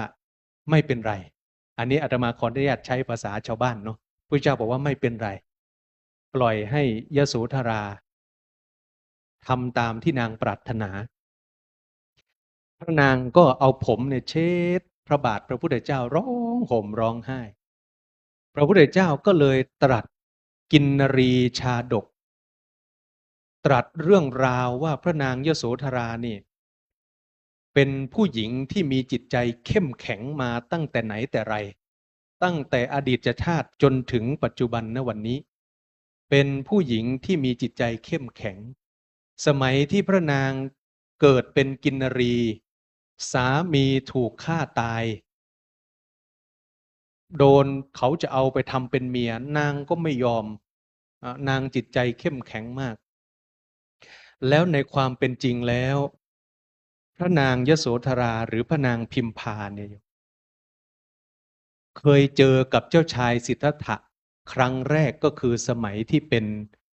เจ้าชายสิทธัตถะเป็นสุเมธดาบสนางเกิดเป็นหญิงสาวชื่อว่าสุมิตราพระพุทธเจ้าตอนนั้นเกิดเป็นพระพุทธเจ้าองค์ปัจจุบันเนี่ยเกิดเป็นสุเมธดาบสกำลังไปเตรียมสถานที่ทำถนนหนทางต้อนรับพระทีปังกรพระพุทธเจ้านางเนี่ยเอาดอกบัวมา8 ดอกจะไปบูชาพระทีปังกรพระพุทธเจ้าแล้วก็มาเห็นสุเมธดาบส โอ้โหผู้ชายคนนี้ ปรารถนาพุทธภูมิ ปรารถนาเป็นพระพุทธเจ้าโยมนางรักผู้ชายคนนี้นะขออภัยตอนนั้นยังไม่ได้ปรารถนา ตอนนั้นเห็นกำลังเตรียมสถานที่อยู่กำลังจัดทำถนนเพื่อต้อนรับ เห็นผู้ชายคนนี้แล้วรักผู้ชายปิ๊งเลย เห็นปุ๊บชอบเลย เสร็จแล้วก็แบ่งดอกบัวให้หลังจากที่เขาอันนี้แล้วก็แบ่งดอกบัวให้ ถ้าอาตมาจำไม่ผิดก็คือเอามา8แบ่งให้5ตัวเองเอา3แบ่งให้ผู้ชาย5พระโพธิสัตว์ณตอนนั้นก็อธิษฐานปรารถนาเป็นพระพุทธเจ้า นางได้ตั้งจิตอธิษฐาน ผู้หญิงคนนี้นะโยม ได้ตั้งจิตอธิษฐานว่าขอเป็นส่วนหนึ่งในการช่วยทำให้ความปรารถนาของผู้ชายคนนี้ประสบความสำเร็จ ไม่ได้อธิษฐานเพื่อตัวเอง หลังจากนั้นก็ตายเกิดเป็นคู่ครองกัน บางชาติก็พ่อแง่แม่งอนนะโยม บางชาติก็ทะเลาะกันก็มีนะ ไม่ใช่ว่ารักกันดีทุกชาติไม่ใช่อย่างญาติโยมจะเข้าใจอันนี้ขอแทรกนิดหนึ่งตรงนี้นิดหนึ่งอย่างญาติโยมบางทีเคยมีคนถามอาตมาว่าทำไมพระเทวทัตส่วนใหญ่เราจะได้ยินเรื่องพระเทวทัตดีหรือไม่ดีโยมบดีเลยเนาะพระเทวทัตเนี่ยโอ้บดีเลยอะเมื่อใดเขาได้ยินพระเทวทัตก็บดีหมดเนี่ยมีคนเคยมาถามอาตมาว่าก่อนในเมื่อพระเทวทัตบดีตลอดเมื่อใดก็บดีแล้วทำไมได้เกิดมาเจอพระพุทธเจ้าตลอดล่ะเกิดมาเจอเมื่อใดก็ปะกันกุเตื้อเมื่อใดบอกก็ปะกันกุเตื้อจริงๆคนบดีต้องไปไหนไปหม้อนรกเนาะคนดีไปไหนโยมไปสวรรค์เนาะแต่ทำไมพระเทวทัตกับเจ้าพระพุทธเจ้าเมื่อใดก็มาปะกันเมื่อใดก็มาปะกันเนี่ยส่วนใหญ่ญาติโยมเราจะได้ยินกันแบบนี้อาตมาก็ได้ยินแบบนี้แล้วเราก็เข้าใจว่าพระเทวทัตเนี่ยโอ้เกิดเมื่อใดก็บดีเกิดจัดใดก็บดีไม่ใช่โยมจริงๆแล้วในมุมที่พระเทวทัตเกิดมาในชาติที่ดีเนี่ยมีอยู่นะมีอยู่และพระเทวทัตบำเพ็ญบารมีมาดีไม่ดีบำเพ็ญบารมีมามากกว่าพวกเราด้วยซ้ำไปพระเทวทัตพระพุทธเจ้าพยากรณ์ยืนยันแล้วว่าจักเป็นพระปัจเจกพุทธเจ้าชื่อว่าอัตถิสระแล้วหมู่เฮานี่พระพุทธเจ้าเปิ้นพยากรณ์หรือยังแสดงว่าบารมีเฮาเนี่ยน้อยกว่าพระเทวทัตนะดังนั้นบดีดูถูกพระเทวทัตเนอะแม้ว่าตอนนี้ท่านจะอยู่ม่อนนรกตอนนี้กำลังอยู่ม่อนนรกนะท่านอาจารย์เจ้าคุณน่าจะคุยอยู่อันนี้พูดเล่นโยมเวลาไปไหนก็จะแซวกันว่ารู้ได้ยังไงว่าพระเทวทัตยังอยู่นรกอยู่ก็คือว่าเนื่องจากอายุในนรกเนี่ยมันยังไม่สิ้นสุดตอนนี้มันเพิ่ง2568เนาะดังนั้นท่านยังเสวยกรรมอยู่ยังรับผลวิบากอยู่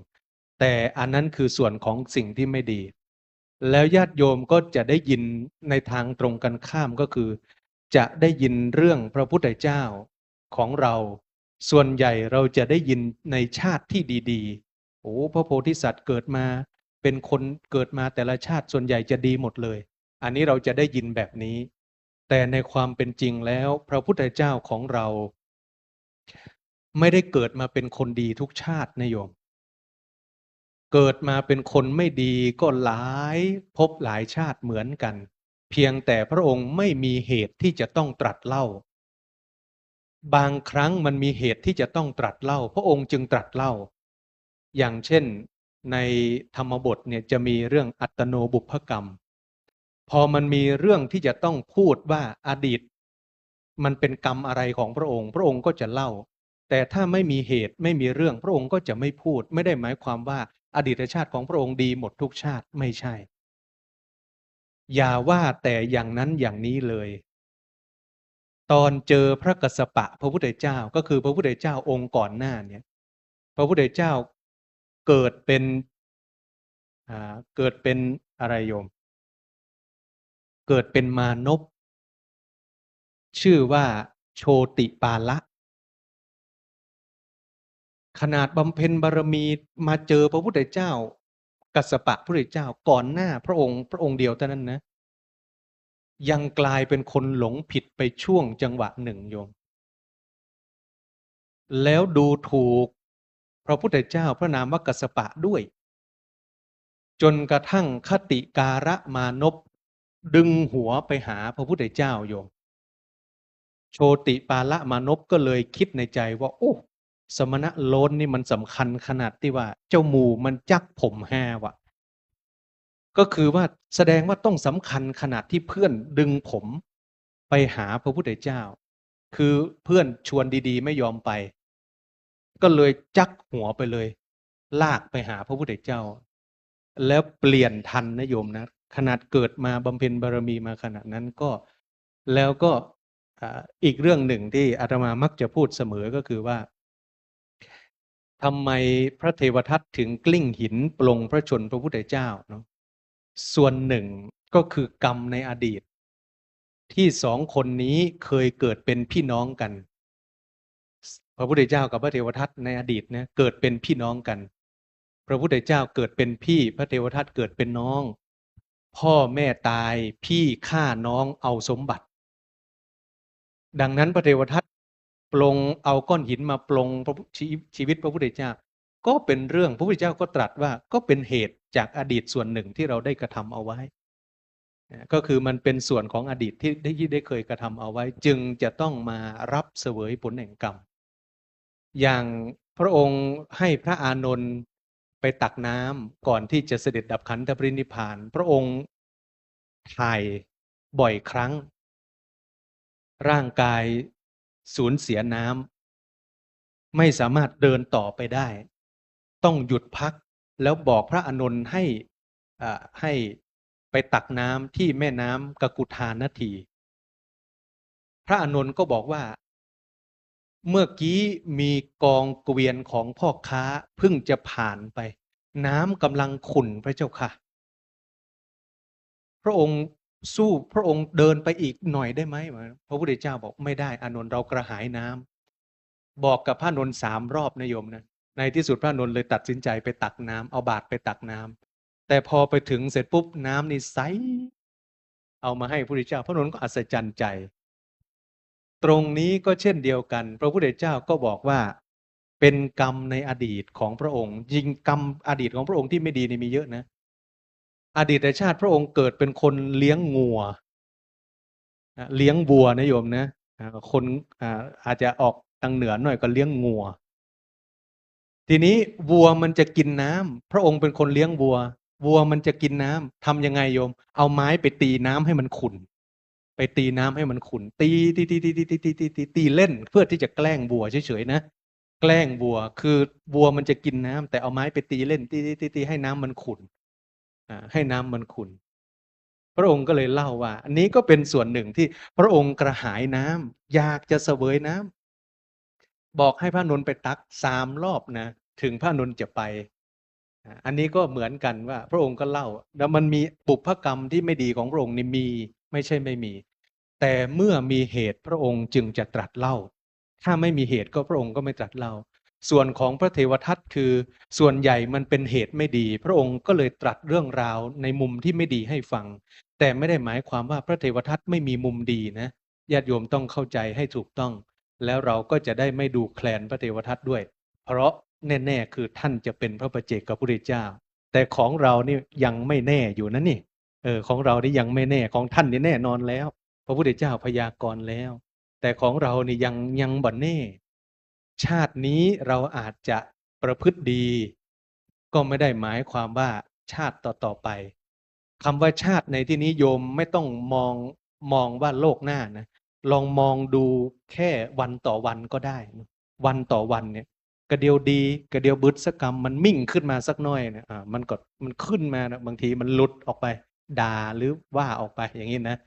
มันก็มีเหมือนกันแหละ ดังนั้นมันก็มีดีบ้างไม่ดีบ้าง เป็นธรรมดาของปุถุชนที่จะเป็นผู้กระทำทั้งกรรมดีและก็กรรมไม่ดีสลับกันไป อันนี้ก็คือเล่าให้โยมฟังว่าเหตุที่พระเทวทัตเวียนมาเกิดกับพระพุทธเจ้าเนี่ยเพราะต่างคนต่างก็มีทั้งดีและไม่ดีมาเหมือนกัน ไม่ได้หมายความว่าพระพุทธเจ้าทำดีมาเยอะกว่าอย่างเดียวไม่ใช่ แล้วก็พระเทวทัตทำชั่วมาอย่างเดียวก็ไม่ใช่ก็มีเหตุให้มาโคจรมาเจอกัน อันนี้ก็คือสิ่งที่ขอเสริมตรงนี้นิดหนึ่งกลับไปที่เรื่องที่อาตมาพูดเมื่อกี้ว่า พระนางพิมพาหรือพระนางยโสธราก็เช่นเดียวกันโยมเกิดร่วมกันกับเจ้าชายสิทธัตถะมาหลายภพหลายชาติ ก็มีทั้งชาติที่ดีชาติที่ไม่ดี พระนางนั้นยินยอมพร้อมใจที่จะร่วมหัวจมท้ายกับพระโพธิสัตว์ไม่ว่าจะเผชิญกับเหตุการณ์ใดๆก็ตาม ดังนั้นคนในยุคหลังอาจจะไม่เข้าใจ แล้วก็ไปตัดสินอย่างเช่นพระเวสสันดรบริจาคลูกคนในยุคปัจจุบันเขาก็เอามาโจมตีเอามาตำหนิพระโพธิสัตว์ว่าโอ้พระเวสสันดรนะคนบัดดีพ่อไอ้ยังขว้างลูกเนาะเจ้าชายสิทธัตถะละลูกละเมียออกไปบวชคนจะอี้มันจะไปดีจะได้มันควรจะบางคนเปิ้นว่าแผ่วควรจะเป็นศาสดาที่ไหนคนจะอี้นะเปิ้นก็ว่าไปถึงขนาดนี้แต่ได้ยินแล้วเราต้องพิจารณาให้เป็นอะไรโยมให้เป็นธรรมเราถ้าอาตมานี่เข้าใจเหตุผลของพระพุทธเจ้าแต่คนที่ยังไม่เข้าใจก็มีอยู่เขาก็ต้องพูดไปตามสิ่งที่เขาเข้าใจเราจะโกรธคนที่เขาไม่เข้าใจอันนี้ย่อมเป็นสิ่งที่ไม่ถูกต้องเราต้องในเมื่อเราเข้าใจเราต้องสื่อให้ได้แต่อย่างที่บอกว่าอย่าพูดโดยไม่รู้จักกาลเทศะนะโยมอาตมาเนี่ยเคยนั่งรถแท็กซี่ในกรุงเทพแล้วก็คนขับแท็กซี่ก็พูดเรื่องนี้แหละโยมพูดเรื่องพระเวสสันดรนี่แหละอาตมาไม่กล้าเถียงโยมนั่งฟังสงบเสงี่ยมเลยเพราะกลัวแท็กซี่พาวนกระเดียวมันจะปาอาตมาไปเลยไปเถยอาตมาก็ซ้ำไปคนบ้านนอกเข้ากรุงเทพเนาะกระเดียวมันจะปาเฮาไปละขว้างไว้ไหนก็บ่ฮู้แหละเกิดไปเถียงกับมันนี่นะดังนั้นอาตมาก็นั่งดักฟังดักอย่างเดียวเลยอาจได้ก็อย่างเดียวเลยบ่กล้าไปเถียงแท็กซี่มันก็อู้เรื่องพระเวสสันดรเนี่ยมันบ่หันต้อยมันบอกว่าผมบ่หันต้อยแล้วพระเวสสันดรนี่นะละลูกละเมียไปโอ้ใจอาตมานี่ค่อยอู้ขนาดนักนะในใจนี่นะค่อยอู้แต่บ่กล้าเฮาบอกงูว่าเปิ้นจะเปิดฮับเฮาก่อคือพระนาคเษนเนี่ยท่านพูดว่าถ้าสนทนาธรรมกันแบบบัณฑิตสนทนากันแม้จะมีการโต้แย้งแต่ไม่มีการโกรธแต่ถ้าสนทนากันแบบพระราชาสนทนากันเนี่ยไม่ว่าเราจะถูกหรือผิดก็ถูกลงโทษอยู่ดีว่าพระนาคเษนพูดนะตอนที่พระนาคเษนจะสนทนากับพระเจ้ามิลินเนี่ยพระนาคเษนก็ถามก่อนว่าเราจะสนทนากันแบบบัณฑิตหรือจะสนทนากันแบบพระราชาคุยกันพระราชาก็เลยพระเจ้ามิลินก็เลยถามว่าสนทนาแบบบัณฑิตเป็นยังไงสนทนาแบบพระราชาเป็นยังไงพระนาคเษนก็เลยบอกอย่างที่อาตมาพูดไปถ้าสนทนาแบบบัณฑิตแม้จะโต้แย้งกันแต่ไม่โกรธแต่ถ้าสนทนากันแบบพระราชาแม้แต่อาตมาจะวิสัชนาคือตอบไปถูกต้องพระองค์ก็อาจจะสั่งประหารได้พระราชาก็เลยบอกว่างั้นเราสนทนากันแบบบัณฑิตคนขับแท็กซี่อาตมาไม่รู้เขาจะเป็นอารมณ์ไหนอาตมาก็เลยนิ่งไว้ก่อนโยมนิ่งได้ทนได้รอได้ไปเรื่อยๆได้แต่มาพูดก็หวังว่าโยมคงจะเข้าใจเนาะจริงๆแล้วอาตมาก็เคยพูดให้โยมฟังว่าแม้แต่คนขับแท็กซี่เขารักลูกก็ไม่ได้อยู่กับลูกตลอดเวลาเขาก็เป็นคนต่างจังหวัดที่ออกมาทำงานเพื่อส่งเงินไปให้ลูกเมียทางบ้านเขาทำไมเมื่อรักลูกทำไมไม่นอนกอดกับลูกอยู่กับลูกทำไมต้องให้ลูกอยู่ต่างจังหวัดแล้วตัวเองมาทำงานอยู่ในเมืองกรุงเพราะเหตุที่มาทำงานก็เพื่อหาเงินจุนเจือครอบครัว นี้คือสิ่งที่เขาทำแต่อาตมาถามเขาแล้วนะพอเขาคุยเรื่องพระเวสสันดรอาตมาก็เลยถามว่าโยมเป็นคนที่ไหน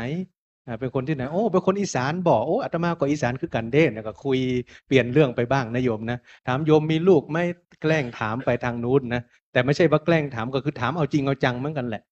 โยมมีลูกไม่มีลูกกี่คนตอนนี้ลูกโยมอยู่ที่ไหนอาตมาก็ถามเอาข้อมูลแต่ก็ไม่ได้พูดอะไรมากกับเขาแต่อย่างที่บอกว่า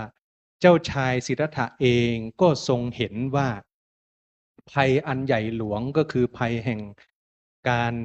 เกิดแก่เจ็บตายภัยแห่งการพลัดพรากภัยแห่งการปรารถนาสิ่งใดไม่ได้สิ่งนั้นภัยในการประสบในสิ่งที่ตนไม่ปรารถนาความเศร้าโศกโศกะความเศร้าโศกความร่ำเพ้อรำพันความทุกข์กายทุกข์ใจความคับแค้นใจมันเป็นสิ่งที่ทุกคนต้องประสบแล้วพระองค์ต้องการจะค้นหาแนวทางที่จะ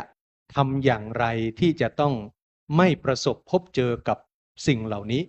ตั้งแต่เกิดแก่เจ็บตายพลัดพรากทำอย่างไรที่เราจะเข้าใจในสัจธรรมที่จะไม่ทุกข์กับสิ่งเหล่านี้เพราะพระองค์ก็ทรงรักลูกรักชายารักพระบิดารักพระนางรักทุกคนแล้วก็รักผู้คนด้วยไม่ใช่รักเฉพาะครอบครัวของพระองค์แต่มองถึงว่าสิ่งที่ทุกคนกำลังประสบมันประสบกันทั้งหมดทั่วโลกนี้ต้องประสบเหมือนกันเกิดแก่เจ็บตายประสบในสิ่งที่ตนไม่ปรารถนาพลัดพรากจากสิ่งที่รักปรารถนาสิ่งใดไม่ได้สิ่งนั้นความเศร้าโศกความทุกข์ทางกายความทุกข์ทางใจความคับแค้นใจความพิไรรำพันทุกคนมีพระองค์จึงอยากจะหาแนวทางที่จะช่วยให้คนพ้นจากสิ่งเหล่านี้แล้วในที่สุดแล้วพระองค์ก็กลับไปโปรดพระชายาโปรดพระกุมารราหุลโปรดพระบิดาโปรดพระประยุรญาติได้บรรลุธรรมกันทั้งนั้นหลุดพ้นจากทุกข์ทั้งหลายทั้งปวงแล้วก็ได้เป็นพระอรหันต์ได้เป็นสาวกของพระพุทธเจ้าแม้ในวันที่พระนางยโสธราจะปรินิพพานพระนางก็ทรงขอบคุณ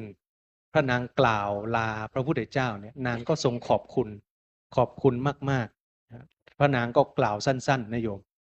แล้วพระนางก็ปรินิพพานไปตอนอายุ78ก็คือก่อนพระพุทธเจ้า2 ปีส่วนพระนางประชาบดีเนี่ยพระนางก็พูดเหมือนกันพระนางประชาบดีบอกว่าพระนางนี่เป็นแม่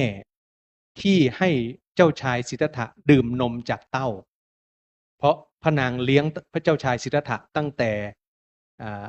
เกิดได้7 วันเพราะว่าพระมารดาที่วงคตพระนางก็เลี้ยงมาโดยตลอดก็คือให้เจ้าชายสิทธัตถะดื่มนมจากเต้าก่อนจะนิพพานเนี่ยพระนางพูดว่าพระนางนี่เป็นแม่ที่ให้เจ้าชายสิทธัตถะเนี่ยดื่มนมจากเต้าแต่พระพุทธเจ้าเนี่ยเปรียบเสมือนเป็นบิดาคือเป็นพ่อที่ได้ให้นางดื่มอมตะธรรมให้ได้นางได้รับรส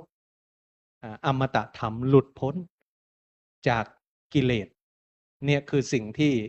เหล่าผู้คนทั้งหลายทั้งปวงท่านได้พูดถึงแล้วก็สิ่งสำคัญก็คือในพระไตรปิฎกได้บอกเอาไว้ว่าพระพุทธเจ้าเสด็จออกบวชทั้งที่พระบิดาพระมารดามีน้ำตานองหน้าคือทุกคนรับรู้ว่าพระองค์เสด็จออกบวชไม่ได้หนีบวชนะไม่ได้หนีบวชไม่ได้ละทิ้งใครแต่ว่าทุกคนรับรู้แล้วพระองค์ก็เสด็จออกบวชอันนี้ก็อยากให้โยมได้เข้าใจเวลาเราอาตมาเองจะระมัดระวังโดยเฉพาะเวลาพูดถึงศาสนาหรือความรู้ที่เราไม่รู้โดยเฉพาะศาสนาอื่นเวลาเขามาถามเนี่ยอาตมาจะระมัดระวังไม่พูดแต่เมื่อครั้งก่อนเนี่ยเมื่อไม่กี่วันมาเนี่ยอาตมาฟังพี่น้องต่างศาสนิกพูดถึงพระนิพพานแล้วเขาก็ไม่เข้าใจเรื่องพระนิพพานเนาะเขาก็พูดพระนิพพานเละเทะไปหมดเลยนะอาตมาก็เลยว่าอาตมาจะไม่พูดเรื่องต่างศาสนาเพราะว่าเราไม่เข้าใจเขา จะพูดถึงเขานี่ไม่ดี แต่เขาพูดถึงนิพพานของศาสนาพุทธเนี่ยพูดเละเทะเลยอาตมาฟังแล้วก็ โอ้อาตมาว่าเขาเข้าใจพระนิพพานเราไม่ถูกต้อง ก็เลยเป็นที่น่ากังวลเป็นที่น่าเป็นห่วง อันนี้ก็ต้องระมัดระวังแล้วก็แม้แต่เรื่องราวในพระพุทธศาสนาอย่างที่อาตมาบอกโยมตั้งแต่แรกว่า ความรู้ในพระไตรปิฎกมีเยอะมากอาตมาไม่กล้าบอกว่าตัวเองเป็นผู้ชำนาญหรือเป็นผู้เชี่ยวชาญเพราะอาตมาเองรู้ว่าตัวเองศึกษามามากขนาดไหนไอ้ศึกษาแล้วลืมไปก็มีเพราะว่าสัญญาอนิจจาเนาะโยมศึกษาเนี่ยไอ้ตัวปัญญาเนี่ยมันไอ้ตัวสัญญาเนี่ยมันลืมไปได้ แต่ความเข้าใจพระพุทธเจ้าไม่ใช่พระพุทธเจ้าพระนาคเกษณท่านพูดว่าไอ้ตัวสัญญาเนี่ยมันสามารถลืมได้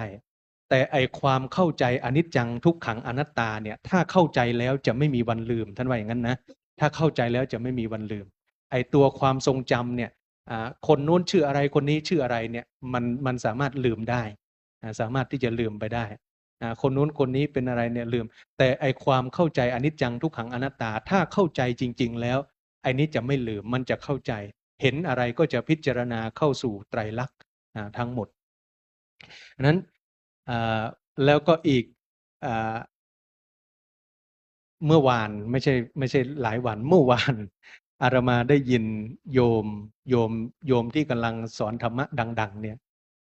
พูดถึงเรื่องวันมาฆบูชาอาตมาก็มันมีเหตุเนาะอาตมาเห็นเขาลง Facebook อาตมาก็ก็ไปค้นดูว่าเขาพูดอย่างนั้นจริงหรือเปล่าถ้าพูดอย่างนี้จริงก็แสดงว่าเขาเข้าใจผิดเขาพูดว่าวันมาฆบูชาก็คือเป็นวันที่ภิกษุเนี่ยต้องอาบัติปาราชิกพระพุทธเจ้าก็เลยแสดงโอวาทปาติโมกข์บัญญัติสิกขาบทไปซึ่งเป็นการเข้าใจผิดนะโยมนะวันมาฆบูชาตอนนั้นเนี่ยพระพุทธเจ้ากำลังประกาศสัจธรรมเพียงแค่9 เดือนเพียงแค่9 เดือน20 ปีแรกของการเผยแผ่ศาสนาไม่มีพระภิกษุรูปใดทำอาบัติหนักก็คือไม่มีใครทำความผิดร้ายแรงเลย20 ปีแรกนะโยมพระที่เข้ามาบวชกับพระพุทธเจ้า20 ปี20 พรรษาแรกที่พระพุทธเจ้าประกาศสัจธรรมเนี่ยไม่มีพระที่ทำผิดร้ายแรงดังนั้นวันมาฆบูชาจึงไม่ใช่วันที่มีการบัญญัติสิกขาบทปาราชิกข้อที่1นะไม่ใช่บัญญัติสิกขาบทเสพเมถุนอย่างที่โยมท่านได้กล่าวไปอาจจะคลาดเคลื่อนอันนี้จึงต้องระมัดระวังเวลาโยมฟังธรรมหรือฟังอะไรก็ตามนี่แหละอาตมาถึงเป็นห่วงสมมติว่ามีคนไปท้วงติงถ้าโยมคลั่งไคล้อาจารย์คนนี้มากแทนที่โยมจะกลับไปพิจารณาความจริงบางทีโยมจะโจมตีอาตมาทันทีเลยท่านอิจฉาเปิ้นกะโจมตีเปิ้นกะไปใส่ร้ายเปิ้นกะอย่างเงี้ยนะมันก็เลยกลายเป็นว่าคนท้วงติงก็จะถูกทัวลงเนาะภาษาคนปัจจุบันว่าทัวมาลงนะแต่ถ้าท้วงติงด้วยความเป็นธรรมทัวมาลงก็ยินดีเพราะวัดพระธาตุมีลานจอดรถเยอะโยมไม่ต้องกลัวทัวแล้วล่ะนะอันนี้อาตมา ไม่ต้องกลัวทัวร์ละเพราะว่ามีลานเยอะถ้ามีนักท่องเที่ยวมาเยอะไม่เป็นไรนะญาติโยมก็ช่วยกันต้อนรับด้วยนะอันนี้คืออะไรถูกเราก็ชื่นชมอนุโมทนาไม่ได้หมายความว่าท่านสอนผิดทั้งหมดไม่ใช่นะแต่เป็นธรรมดาของปุถุชนที่อาจจะมีการกล่าวผิดบ้างเพราะวิสัยของปุถุชนเนาะดังนั้นความคลาดเคลื่อนจึงมีอยู่อันนี้ก็ต้องใช้หลักกลามสูตรเป็นประจำอยู่สม่ำเสมอนี่ก็ต้องฝากญาติโยมว่าเราได้ยินได้ฟังอะไรอาตมาเองก็ไม่ค่อยได้ดูสื่อโซเชียลมากมายจะดูน้อยลงดูเฉพาะสิ่งที่จำเป็นจะต้องดูเพราะว่าด้วยภารกิจด้วยส่วนหนึ่งแล้วก็รู้สึกว่าการที่บางครั้งสื่อถ้าเราดูไม่เป็นเสพไม่เป็นมันเกิดโทษอาตมาเมื่อวันก่อนไปเป็นเจ้าภาพสวดอภิธรรมศพหลวงปู่ครูบาอินสมที่แม่เสรียงท่านจะพระราชทานเพลิงวันที่25ที่จะถึงนี้ก็ไปเป็นเจ้าภาพแล้วก็ไปได้ยินไปพักที่บ้านโยมแล้วก็เด็กวัยรุ่นอายุประมาณ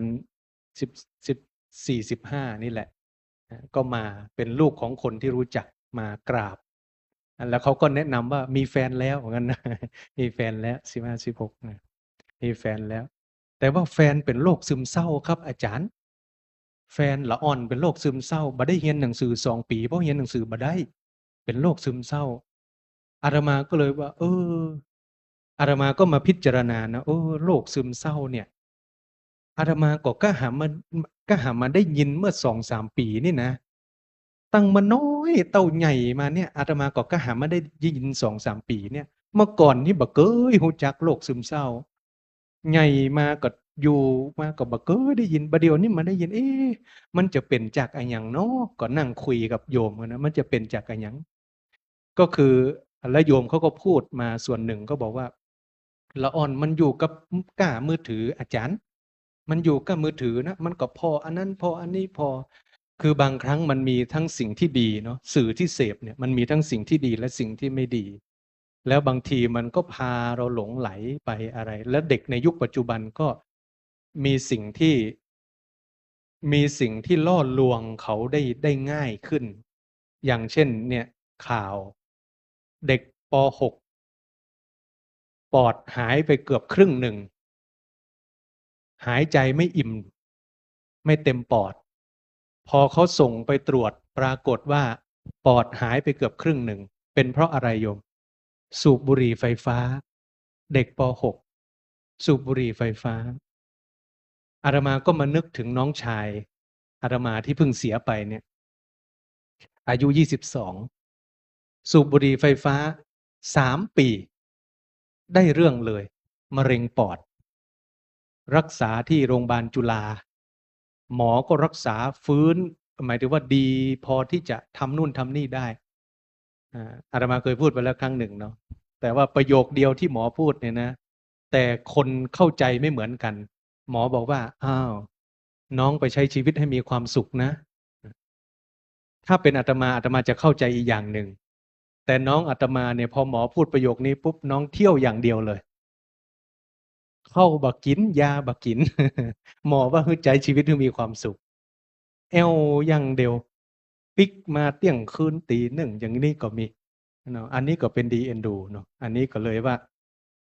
ที่สุดแล้วก็สุดหนักโยมสุดหนักแล้วก็ไปนอนอยู่โรงพยาบาลครั้งสุดท้ายก็ประมาณเกือบเดือนอาตมาไปเยี่ยมตอนไปทอดกฐินก็แวะไปเยี่ยม ทั้งชั้นตึกนั้นเป็นตึกผู้ป่วยมะเร็งนะโยมอาตมาไปเยี่ยมน้องอยู่ชั้น14เปิดประตูลิฟต์เข้ามาเนี่ยผู้ป่วยมะเร็งนอนบนเตียงนะขนาดมันล้นออกมานอนหน้าข้างหน้าประตูลิฟต์นะโยมเขาตั้งเตียงเสริมหน้าประตูลิฟต์และอาตมาเดินเข้าไปก็สังเกตดูคนป่วยส่วนใหญ่จะเป็นผู้มีอายุสักระดับหนึ่งประมาณ50ขึ้นไปพอมาถึงเตียงของน้องชาย22อยู่คนเดียวนะเท่าที่สังเกตดูชั้น14มีน้องคนเดียวนะที่อายุน้อยที่เหลือเขาอายุเยอะกันทั้งนั้นเลยอันนี้ก็คือเป็นสิ่งที่เด็กในยุคปัจจุบันจะต้องเผชิญแล้วก็ความท้าทายของผู้ปกครองความท้าทายของคนที่จะมีลูกในยุคนี้ก็ไม่แปลกใจที่ทำไมหลายๆคนจึงไม่อยากจะมีลูกเนาะเพราะไม่รู้ว่าลูกจะดีหมายถึงว่าจะเลี้ยงแล้วเป็นยังไงบางครั้งไม่ใช่พ่อแม่ไม่ดีพ่อแม่ดีแต่บางทีลูกก็หลงผิดก็มีเนาะมันมีหลายเหตุหลายอย่างบางครั้งพ่อแม่อาจจะไม่ดีแต่ลูกอาจจะดีก็ได้ในพุทธศาสนาเนี่ยเราจะได้ยินคำลูกมีอยู่3อย่างใช่ไหมโยม1อภิชาตบุตรก็คือลูกที่พ่อแม่อาจจะดีระดับหนึ่งแต่ลูกคือดีกว่านั้นหมายถึงว่าเข้มหรือว่าอาจจะดีถ้าพ่อแม่มีน้ำใจ50%ลูกมีน้ำใจ100%อะไรอย่างนี้นะก็จะมีลูกบางคนก็ดีกว่าพ่อแม่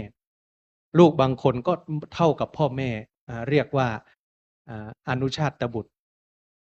ส่วนลูกบางประเภทก็จะเป็นอวชาตบุตรก็คือพ่อแม่ดีแต่ลูกอาจจะไม่ดีก็ได้ อาจจะแย่ก็ได้ อันนี้ก็แล้วแต่พื้นเพครอบครัวสังคมอะไรหลาย ๆ อย่างมันองค์ประกอบมันเยอะเนาะเราจะตัดสินคนอย่างเดียวด้วยอย่างใดอย่างหนึ่งไม่ได้ บางคนเกิดในที่ลำบาก เกิดมาในครอบครัวยากจน แต่ก็มีจิตใจที่ดีและเข้มแข็งได้ก็มีเนาะอันนี้ก็จึงไม่สามารถชี้วัดได้ อันนี้ก็เลยมาพูดมาเสริมให้ญาติโยมนิดหนึ่งเรื่องของการที่เราเสพสื่อเสพอะไร เกิดจากอย่างที่อาตมาได้ยินเรื่องของเด็กผู้หญิงที่ป่วยเป็นโรคซึมเศร้านี่แหละโยมป่วยโรคซึมเศร้า แล้วก็ไปได้ฟังวัยรุ่นเขาพูดกันว่าอาการสมัยที่เขาเป็นซึมเศร้านี่เป็นยังไง แล้วปัจจุบันเขาหายได้อย่างไร บางคนนี่ใช้วิธีการไปรักษาต่างประเทศก็มี ใช้วิธีการไปรักษากับกินยาแพงๆก็มี แต่ไม่หายก็มี ส่วนบางคนที่หายก็หายจากการปฏิบัติ หายจากการปฏิบัติเขาไปปฏิบัติอยู่กับพระอาจารย์ที่จังหวัดเชียงรายไปปฏิบัติท่านอาจารย์ท่านก็สอนการปฏิบัติท่านแล้วก็เด็กแต่อาจารย์ท่านใช้ภาษาแบบวัยรุ่นนะโยมใช้ภาษาแบบให้เด็กเข้าใจเนาะแล้วก็วิธีการปฏิบัติท่านอาจจะมันมีความแตกต่างและมันมีความเหมือน เวลาเราเห็นที่ไหนแตกต่างอย่าเพิ่งเข้าใจว่าผิดนะโยมนะแล้วก็เด็กเขาก็ปฏิบัติแล้วเขาก็หายไม่ต้องกินยาอีกเลย แล้วเขาก็เลยเป็นกลุ่มเยาวชนที่พยายามเผยแผ่พระพุทธศาสนา คือแล้วก็มีพี่น้องวัยรุ่นต่างศาสนิกเข้ามาศึกษาแบบแต่ไม่ได้ต้องเปลี่ยนศาสนาอะไรนะก็คือเข้ามาศึกษาเพราะตรงนี้มันเป็นหลักปฏิบัติมันเป็นของสากลเนาะอาตมามองว่าเป็นของสากลมันไม่เกี่ยวข้องกับความเชื่อหรือศาสนาแต่อย่างใดมันสามารถปฏิบัติได้ ก็หายแล้วเขาก็รู้สึกดีใจที่เคยรู้สึกว่าศาสนาไม่มีความจำเป็นอะไรอย่างนี้นะเวลามาวัดบางทีพระก็จะสอนเรื่องอะไรก็ไม่รู้อะไรอย่างนี้นะเขารู้สึกว่ามันไม่เป็นประโยชน์อะไรอย่างนี้นะเขาก็เลยรู้สึกว่าจริงๆแล้วพุทธศาสนาเนี่ยมันมีของดีอยู่แต่บางครั้งเราก็มัวแต่ไปเป็นห่วงโยมกลัวญาติโยมจะเบื่อในการฟังธรรมพยายามเล่นตลกพูดตลกอย่างนี้นะแต่ว่าตลกสอดแทรกมันก็ดีไม่ใช่ไม่ดีนะแต่ต้องเข้าใจบริบทว่าทุกสิ่งทุกอย่างก็มีความพอเหมาะพอควรเล่นเกินไปก็ไม่ดีจะเคร่งเครียดก็ต้องดูที่ผู้ฟังด้วยนะอย่างตอนนี้ญาติโยมเริ่มเครียดแล้วท่านเริ่มนานแล้วโยมเริ่มเครียดอย่างนี้นะก็อันนี้ก็เป็นลักษณะว่าเราพูดหรืออะไรก็ตามเนี่ยเวลาให้พระมาพูดเนี่ยก็จะเป็นอย่างนี้โยมอาตมาก็จะต้องนึกว่าจะพูดเรื่องอะไรดีให้โยมฟังแต่อย่างที่อาตมาบอกกับโยมตั้งแต่แรกแล้วว่าถ้าโยมมีคำถามวันพระหน้าก็ได้นะโยมนะเขียนเป็นจดหมายก้อมเอามาแล้วพระถามเราสงสัยเรื่องอะไรเราก็จะได้ตอบแต่อย่างที่เวลาตอบก็บางเรื่องมันอาจจะขัดกับหลักความเชื่อเดิมแต่ก็ถ้าโยมถามอาตมาก็จำเป็นจะต้องตอบแต่จะไม่ได้แย้งกับความเชื่อเดิมหลายๆครั้งเวลามีคำถามมาแล้วก็ถ้าไม่ถามอาตมาจะไม่พูดแต่พอโยมถามอาตมาก็จำเป็นต้องพูดแต่จะบอกโยมเสมอว่าอันนี้ตอบในทางพระพุทธศาสนานะส่วนความเชื่อที่ญาติโยมเชื่อเดิมมันเป็นอย่างไรก็ให้โยมอาตมาไม่แย้งแต่ให้โยมว่าพิจารณาว่าอันนี้คือคำตอบในทางพระพุทธศาสนาเป็นลักษณะอย่างนี้เพราะว่าบางสิ่งบางอย่างมันตอบแล้วมันอาจจะแย้งกับความเชื่ออย่างนี้นะอันนี้แล้วก็เรื่องสุดท้ายที่อยากจะฝากญาติโยมสาธุชนทุกท่านที่เราได้มาทำกิจกรรมโดยเฉพาะมาในทุกวันพระวันธรรมสวนะอันนี้ก็คือ อย่างที่อาตมาพูดไว้ตั้งแต่เริ่มต้นแล้วว่า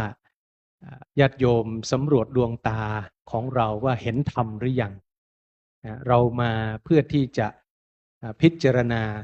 อย่างที่บอกว่าถ้าเราไม่รู้จักพระนิพพานเป็นอย่างไรไม่เป็นไรให้เปลี่ยนแนวทางการจะมองหาพระนิพพานว่าโลภะโทสะโมหะของเราเนี่ยลดลงมากน้อยขนาดไหนลดลงมากน้อยขนาดไหนเวลาเห็นอะไรเป็นธรรมหรือไม่ได้ยินอะไรได้กลิ่นอะไรริมรสอะไรสัมผัสอะไรนึกคิดอะไรอะไรที่เข้ามากระทบทางตาหูจมูกลิ้นกายใจเป็นธรรมหรือไม่ไม่ได้มองว่าสิ่งนั้นเป็นธรรมหรือไม่เป็นธรรมนะโยมให้เรากลับมาดูที่การรับมือของเราว่าเรารับมือกับสิ่งที่ได้เห็นได้ยินได้กลิ่นลิ้มรสสัมผัสนึกคิดเนี่ยรับมืออย่างเป็นธรรมหรือไม่สุดท้ายนี้ฝากญาติโยมว่าใครทำอะไรให้ใครทำทอทหารสระอำนะใครทำอะไรให้ทำคืนใครทำททหารสระอำใครทำอะไรให้ทำทอทงรอหันมอม้าคืนเข้าใจไหมเข้าใจน้อยโยมน้อมันทำเหมือนกันนะแต่มันเขียนบ่เหมือนกันใครทำอะไรให้ทำคืนนี่จึงจะชื่อว่าปฏิบัติตามธรรมะของพระพุทธเจ้าไม่ใช่ใครต่อยมาแล้วต่อยคืนไม่ใช่นะเพราะฉะนั้นก็คือทำททหารสระอำใครจะทำอย่างไรมาสู่ตัวเราก็ให้ปฏิบัติกลับไปด้วยธรรมะปฏิบัติกลับไปให้เป็นธรรมะให้ให้ให้มากเท่าที่ความดีของเรามีอันนี้จะเป็นสิ่งที่เราจะตัดเวรตัดกรรมอาตมาเองก็จะมีลักษณะอย่างนี้ก็จะมานึกถึงเวลามีสิ่งใดมากระทบดีไม่ดีอะไรก็ตามเราก็จะปฏิบัติให้เป็นธรรมไม่ว่าจะชมไม่ว่าจะด่าก็ต้องปฏิบัติให้มันเป็นธรรมปฏิบัติให้มันถูกธรรมให้มันถูกต้องแต่ถ้าปฏิบัติไม่เป็นธรรมก็ใจเราก็จะตกไปในฝ่ายที่ไม่ดีแล้วก็ตกไปในฝ่ายหลงถ้าเขาชมเกินไปเราก็หลงติดโลภะติดไปฝั่งนี้แต่ถ้าเขาตำหนิด่าเราปฏิบัติไม่เป็นธรรมก็ฝ่ายโทสะเราก็ไปฝั่งนี้มันก็เลยไม่เป็นธรรมะไม่เป็นธรรมเพราะฉะนั้นโลภะโทสะโมหะของเรามันก็จะยิ่งเพิ่มขึ้นเพราะเราปฏิบัติไม่เป็นธรรมแต่ถ้าปฏิบัติเป็นธรรมมันอย่างน้อยๆมันไม่ลดก็ขอให้มันอยู่แบบนิ่งๆนะคืออยู่แบบเสถียรไม่สั่งสมเพิ่มขึ้นนะถ้ามันยังไม่ลดก็ให้มันอยู่เท่านี้ก่อนเดี๋ยวพอเราปฏิบัติเรื่อยๆมันจะค่อยๆลงค่อยๆลงค่อยๆลงไปอันนี้ก็ฝากญาติโยมสาธุชนทุกท่านเป็นธรรมะสำหรับวันธรรมสวนะวันนี้หากแม้นว่าอาตมาภาพพูดมากเกินไป ก็ขอญาติโยมสาธุชนทุกท่านได้เข้าใจและปฏิบัติกับอาตมาอย่างเป็นธรรมว่าบ่เป็นยังเปิ้นเมินมาอู้เตื้อไอ้กะเมินอู้เตื้อปล่อยให้เปิ้นอู้เฮ็ดเต้อไอ้กะท่านมหาถ้าจะบ่ได้อู้กับไผเนาะถ้าจะเมินได้มีคนมานั่งฟังเตื้อกับฝอยขนาดนักเลยอู้ขนาดนักเลยเราก็ปฏิบัติให้เป็นธรรมได้หรือโยมก็ระลึกว่าได้ยินเนาะได้ยินเนาะดีก็นำไปประพฤติปฏิบัติไอ้ไม่ดีก็ละทิ้งไว้เราก็จะได้ประพฤติให้มันเป็นธรรมก็ขอฝากญาติโยมสาธุชนทุกท่านเอาไว้ในค่ำคืนนี้เพียงเท่านี้ในท้ายที่สุดนี้ก็ขออำนวยอวยพรให้กับญาติโยมทุกท่านดังพรที่พระเดชพระคุณหลวงปู่พระพรหมมงคลมักจะกล่าวคำอวยพรอยู่เสมอก็คือว่าขอให้มีความสุขในธรรมเป็นนิจมีดวงจิตสถิตมั่นอยู่ในสัจธรรมนำตนของตนให้พ้นทุกข์ประสบสุขอันไพบูรณ์กล่าวคือมรรคผลนิพพานทุกท่านเทอญอันธรรมยังสาธุกลังกะโลมาเซสาธุ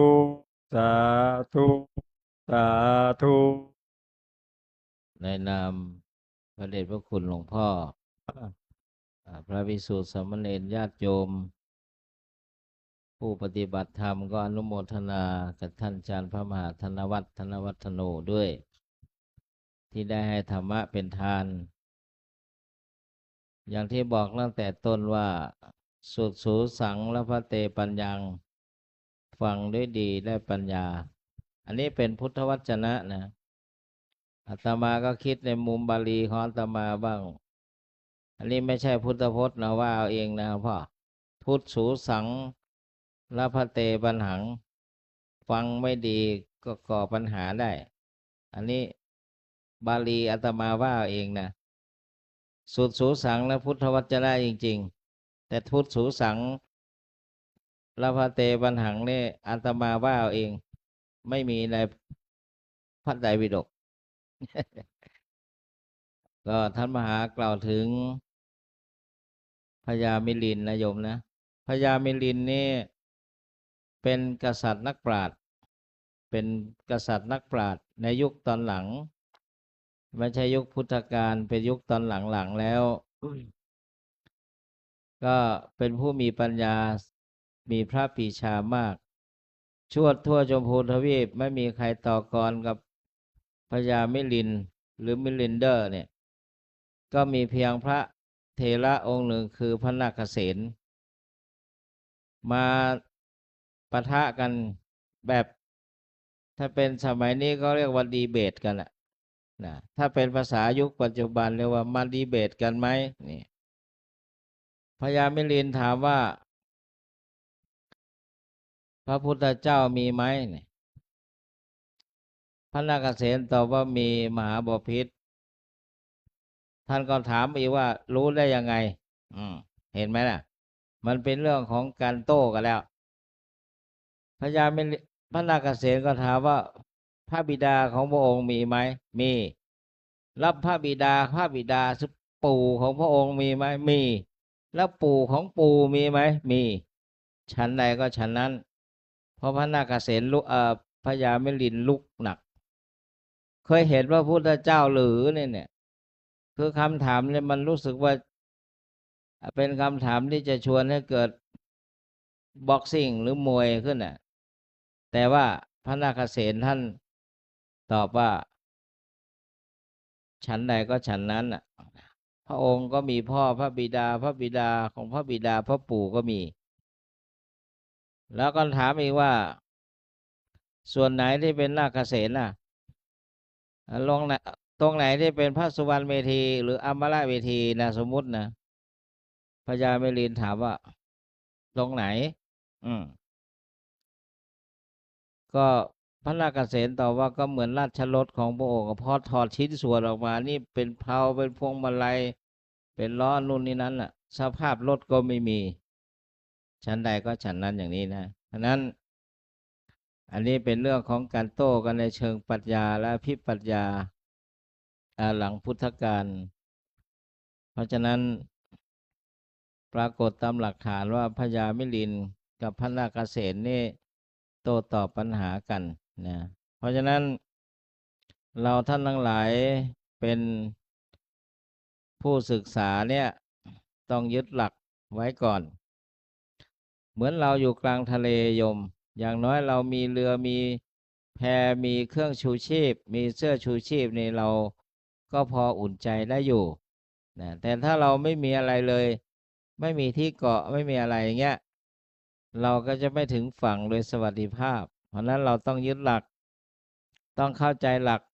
รู้ว่าสิ่งนี้เป็นปรมัตถ์รู้ว่าสิ่งนี้เป็นสมมุติแยกให้ออกบอกให้ถูกเรียกว่าจะเข้าใจได้ทั้งคดีโลกคดีธรรมเนี่ยเพราะนั้นก็ขออนุโมทนาท่านอาจารย์มหาที่ให้ธรรมะเป็นทานด้วยก็ฟังมาหลายปีก็อยู่ในหลักเพราะว่าพระวัดพระธาตุสีจอมทองเราเนี่ยเป็นพระที่เราไม่ได้ถืออีโก้หรือตัวตนหรอกแต่ว่าก็มั่นใจได้ว่าเราก็ศึกษาพระธรรมคำสอนมาเรียกว่าคันธะธุระ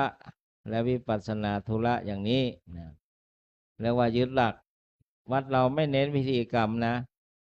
ไม่เน้นพิธีกรรมที่ชักนำพาคนให้ไปสู่ ความลุ่มหลงมัวเมาประมาทใดๆเนี่ยแล้วว่าเมื่อกี้ท่านพงศิษฐ์เนี่ยกล่าวถึงเจ้าดำเนี่ยแกออกตัวเพราะครั้งก่อนอาตมาพูดถึงแม่ชีที่เลี้ยงสุนัขพงศิษฐ์ก็คงจำสัญญานั้นมาก็เลยออกตัวสิองค์นี้ก็มีเมตตาอยู่ไม่ใช่ว่าจะไม่มีเมตตาอาตมาไม่เคยไปทุบตีสุนัขนะโยมนะไม่เคยไปทุบตีสุนัขแล้วก็ไม่เคยไปขอโทษไปทำร้ายสุนัขนี่ไม่มีแต่ว่ายกเว้นว่าสุนัขพิษบูหรือที่มันร้ายเนี่ยต้องแผ่เมตตาแต่วันในย่ามอาตมาก็มีเครื่อง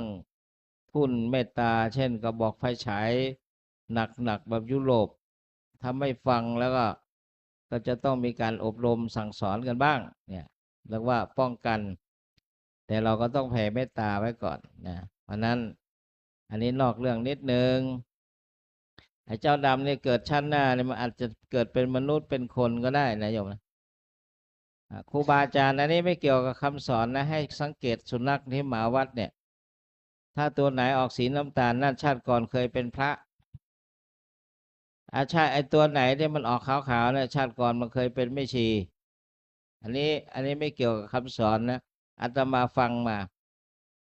แล้วถ้าดำๆนี่ล่ะก็อาจจะเป็นขโยมหรือศิษย์วัดก็ได้แต่ไม่ใช่เจ้าคุณอมรนะ บอกไปแล้วเมื่อกี้เอาญาติโยมประเคนการผาถกเบญจมาศครูเบญจมาศมาประเคนการผาถกนะ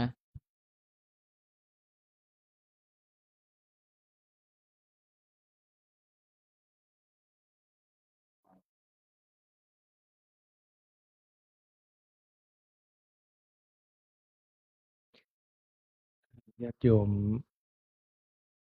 ตั้งใจรับพรสำหรับปัจจัยบูชาธรรมในคำนี้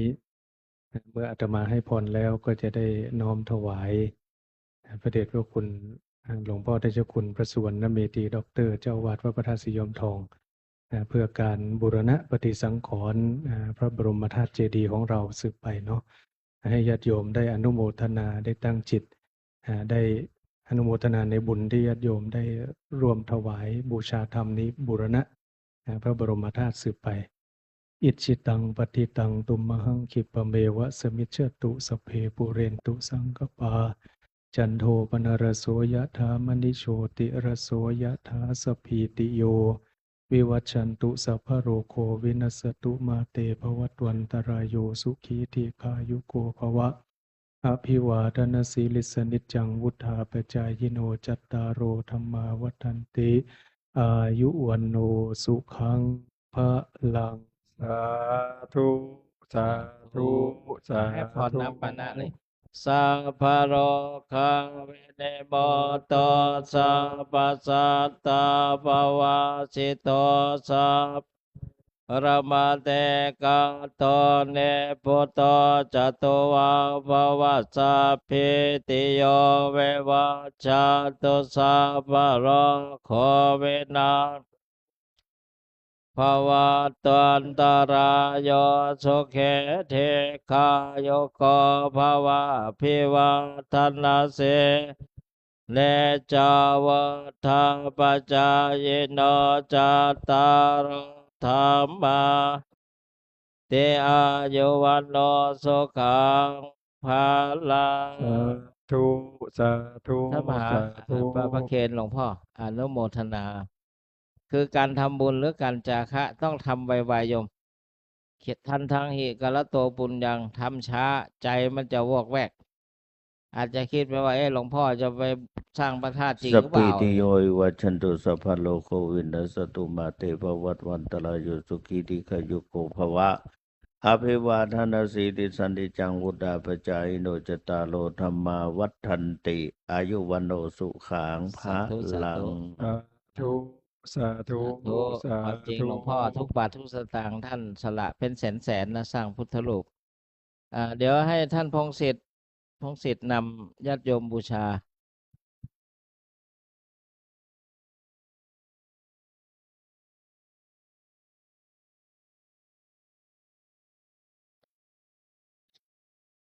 ครับกล่าวคำสักการะบูชา เป็นภาษาบาลีแปลไทยร่วมกันนะครับ ยะมัมหะโข ยะมามหาโข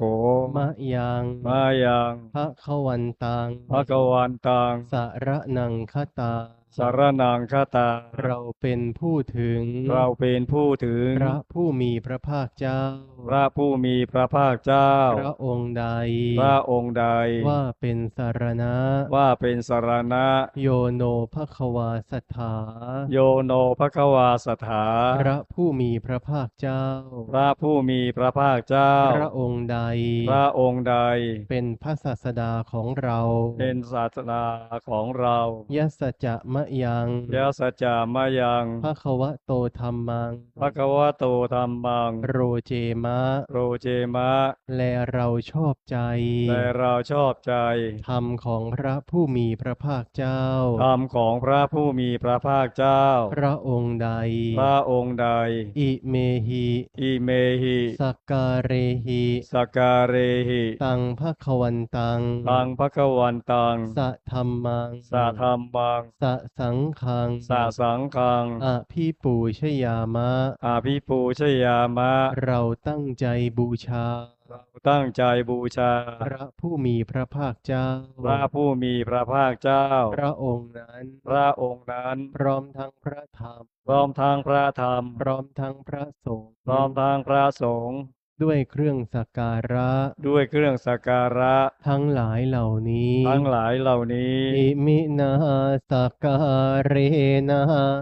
ตังพุทธังอภิปูชยามะอิมินาสักการเรนะตังธัมมังอภิปูชยามะอิมินาสักการเรนะตังสังฆังอภิปูชยามะอะระหังสัมมาสัมพุทโธภะคะวาพุทธังภะคะวันตังอภิวาเทมิ สวาคาโตภะคะวะตาธัมโมธัมมังนะมัสสามิ สุปฏิปันโนภะคะวะโตสาวกสังโฆสังฆังนะมามิ หันธรรมยังพุทธสสะภะคะวะโตปุพพะคณมการังกะโรมะเสนะโมตัสสะภะคะวะโตอะระหะโตสัมมาสัมพุทธัสสะนะโมตัสสะภะคะวะโตอะระหะโตทัสสะนะโมตัสสะภะคะวะโตอะระหะโตสัมมาสัมพุทธัสสะหันธรรมยังพุทธานุสตินะยังกะโรมะเสอิติปิโสภะคะวะอะระหังสัมมาสัมพุทโธวิชชาจารณะสัมปันโนสุขโตโลกาวิทูอนุตตโรปุริสธรรมมาสารทิสัทธาเทวมนุษย์สานังพุทโธภะคะวะติกายนะวาจายวเจตสวาพุทเทกุกัมมังปะกะตังมยายังพุทโธปฏิคันหตัวใจหันตังกาลันตาเรสังวริตุงบะพุทเทหันธรรมยังธรรมานุสตินะยังกะโรมะเสสวาคาโตภะคะวะตาธัมโมทิโกอาคาลิโกเอหิปัสสิโกโอปะยิโกปัจจตังเวทิตาโพวินโยหิติกายนะวาจายวเจตสวาธัมเมกุกัมมังปะกะตังมยายัง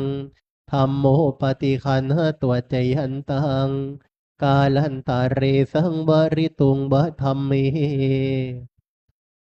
หันธรรมยังสังขานุสตินะยังกะโรมะเสสุปฏิปันโน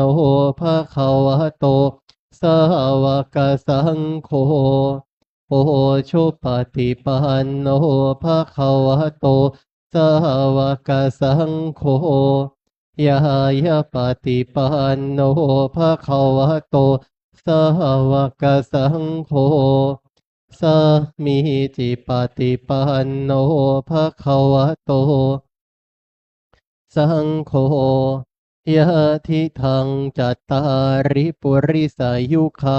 นิอาถาปุริสาปุคลาเอสะภะคะวะโตสาวกสังโฆอาหุนายโย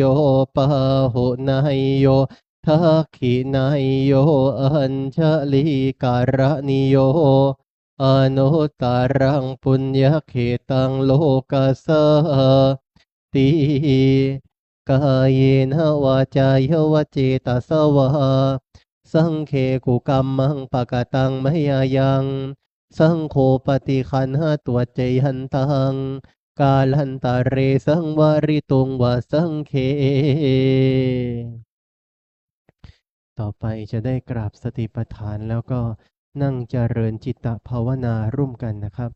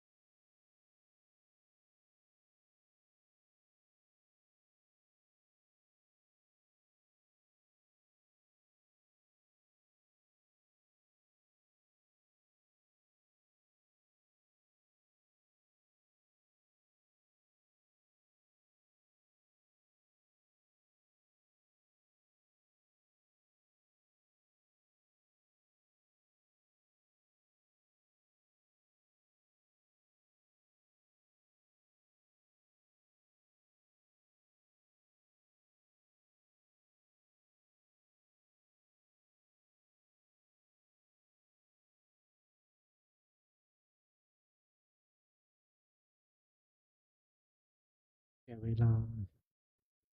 ค่อยๆคลายจิตออกจากสมาธิ และเปิดหนังสือไปหน้าที่8คำแผ่เมตตาคำกรวดน้ำแบบพื้นเมืองนะครับ อิตังทานากัมมังนิพพานาปัจจยโยโหตุโนนิจจังอิตังศีลามังนิพพานาปัจจยโยโหตุโนนิจจังอิตังภาวนากัมมังนิพพานานิจจังยังกินจิกุสาลังกตพังกัมมังสัพเพหิกเตหิ โนอาโนโมทันโตโสนันโตพนโตเยเทวาสมิงเนอาทิคาตาทิคายุกาสัทธาหนโตสัพพสัตตานังสุขีอัตตานังปาริหารันโตมาตาปิตาขิตาหนโตทุกขปะมุจจันโตสัพเพยติกาสุขิตาหนโตทุกขมุจจันโตสัพเพอายาติกาสุขิตาหนโตทุกขสัพเพปีสาสัพเพยาคาสัพเพเปตาสุขิตา ทุกขปามุจจันโตสัพเพนะคตาสุขิตาหนโตทุกขปามุจจันโตสัพเพเทวาสุขิตาหนโตทุกขมุจจันโตสัพเพอาจาริยุปัชฌายสุตาหนโตทุกขปามุจจันโตสัพพสัมปตินังสมิจฉันตุโว วันหามิพุทธังสัพพังเมโทสังฆามาธาเมพันเตวันสัพพังเมโทสังฆามาธาเมพันเตวันทามิสังฆังสัพพังเมโทสังฆามาธาเมพันเตวันทามิโคโรปัชฌาจาริเยสัพพังเมโทสัง มาธามิพันเตวันทามิกามมาธานังสัพพังเมโทสังฆามะเมพันเตวันทามิอาราเมพัทธสีมายังสัพพังเมทามิพันเตวันทามิเจติยังสัพพังสัพพัท ทิตาสาริราธาตุมหาโพธิงพุทธรูปังสกาลังสัทธานาคะ โลเกพระมะโลเกชัมพูทีเปลังกาทีเปสาริระธาตุโยเกสาธาตุโยอะระหันตาธาตุโยเจติหังคันธาติงจาตุราสิติสหัสธรรมขันเทสะเพสังปาทาเจติยังอหังวันทา มีสัพพะโสกระกระกระในน้อมมันทาน้อยน้อมกราบลารูปเคารพพระเดชพระคุณหลวงปู่ด้วยความพร้อมเพรียงกัน วันทามีพันเตสัพพังอปาราทังคามะเมพันเตมยากาตังปุญญังสมินาอนุโมทิตาพังสมินากาตังปุญญัง หังทาตะพังสาธุสาธุอนุโมทามิกราบ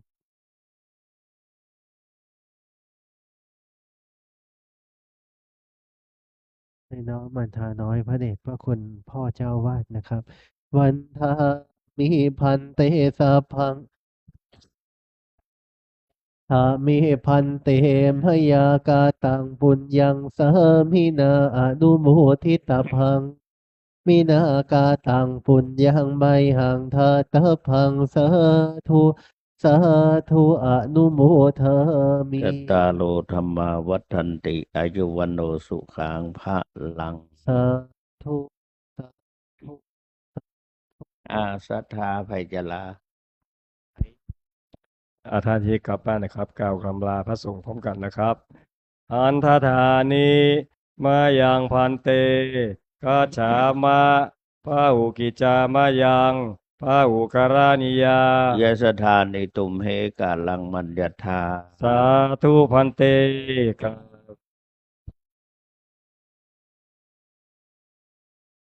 ไม่มีดอกไม้มาเอานี่นะ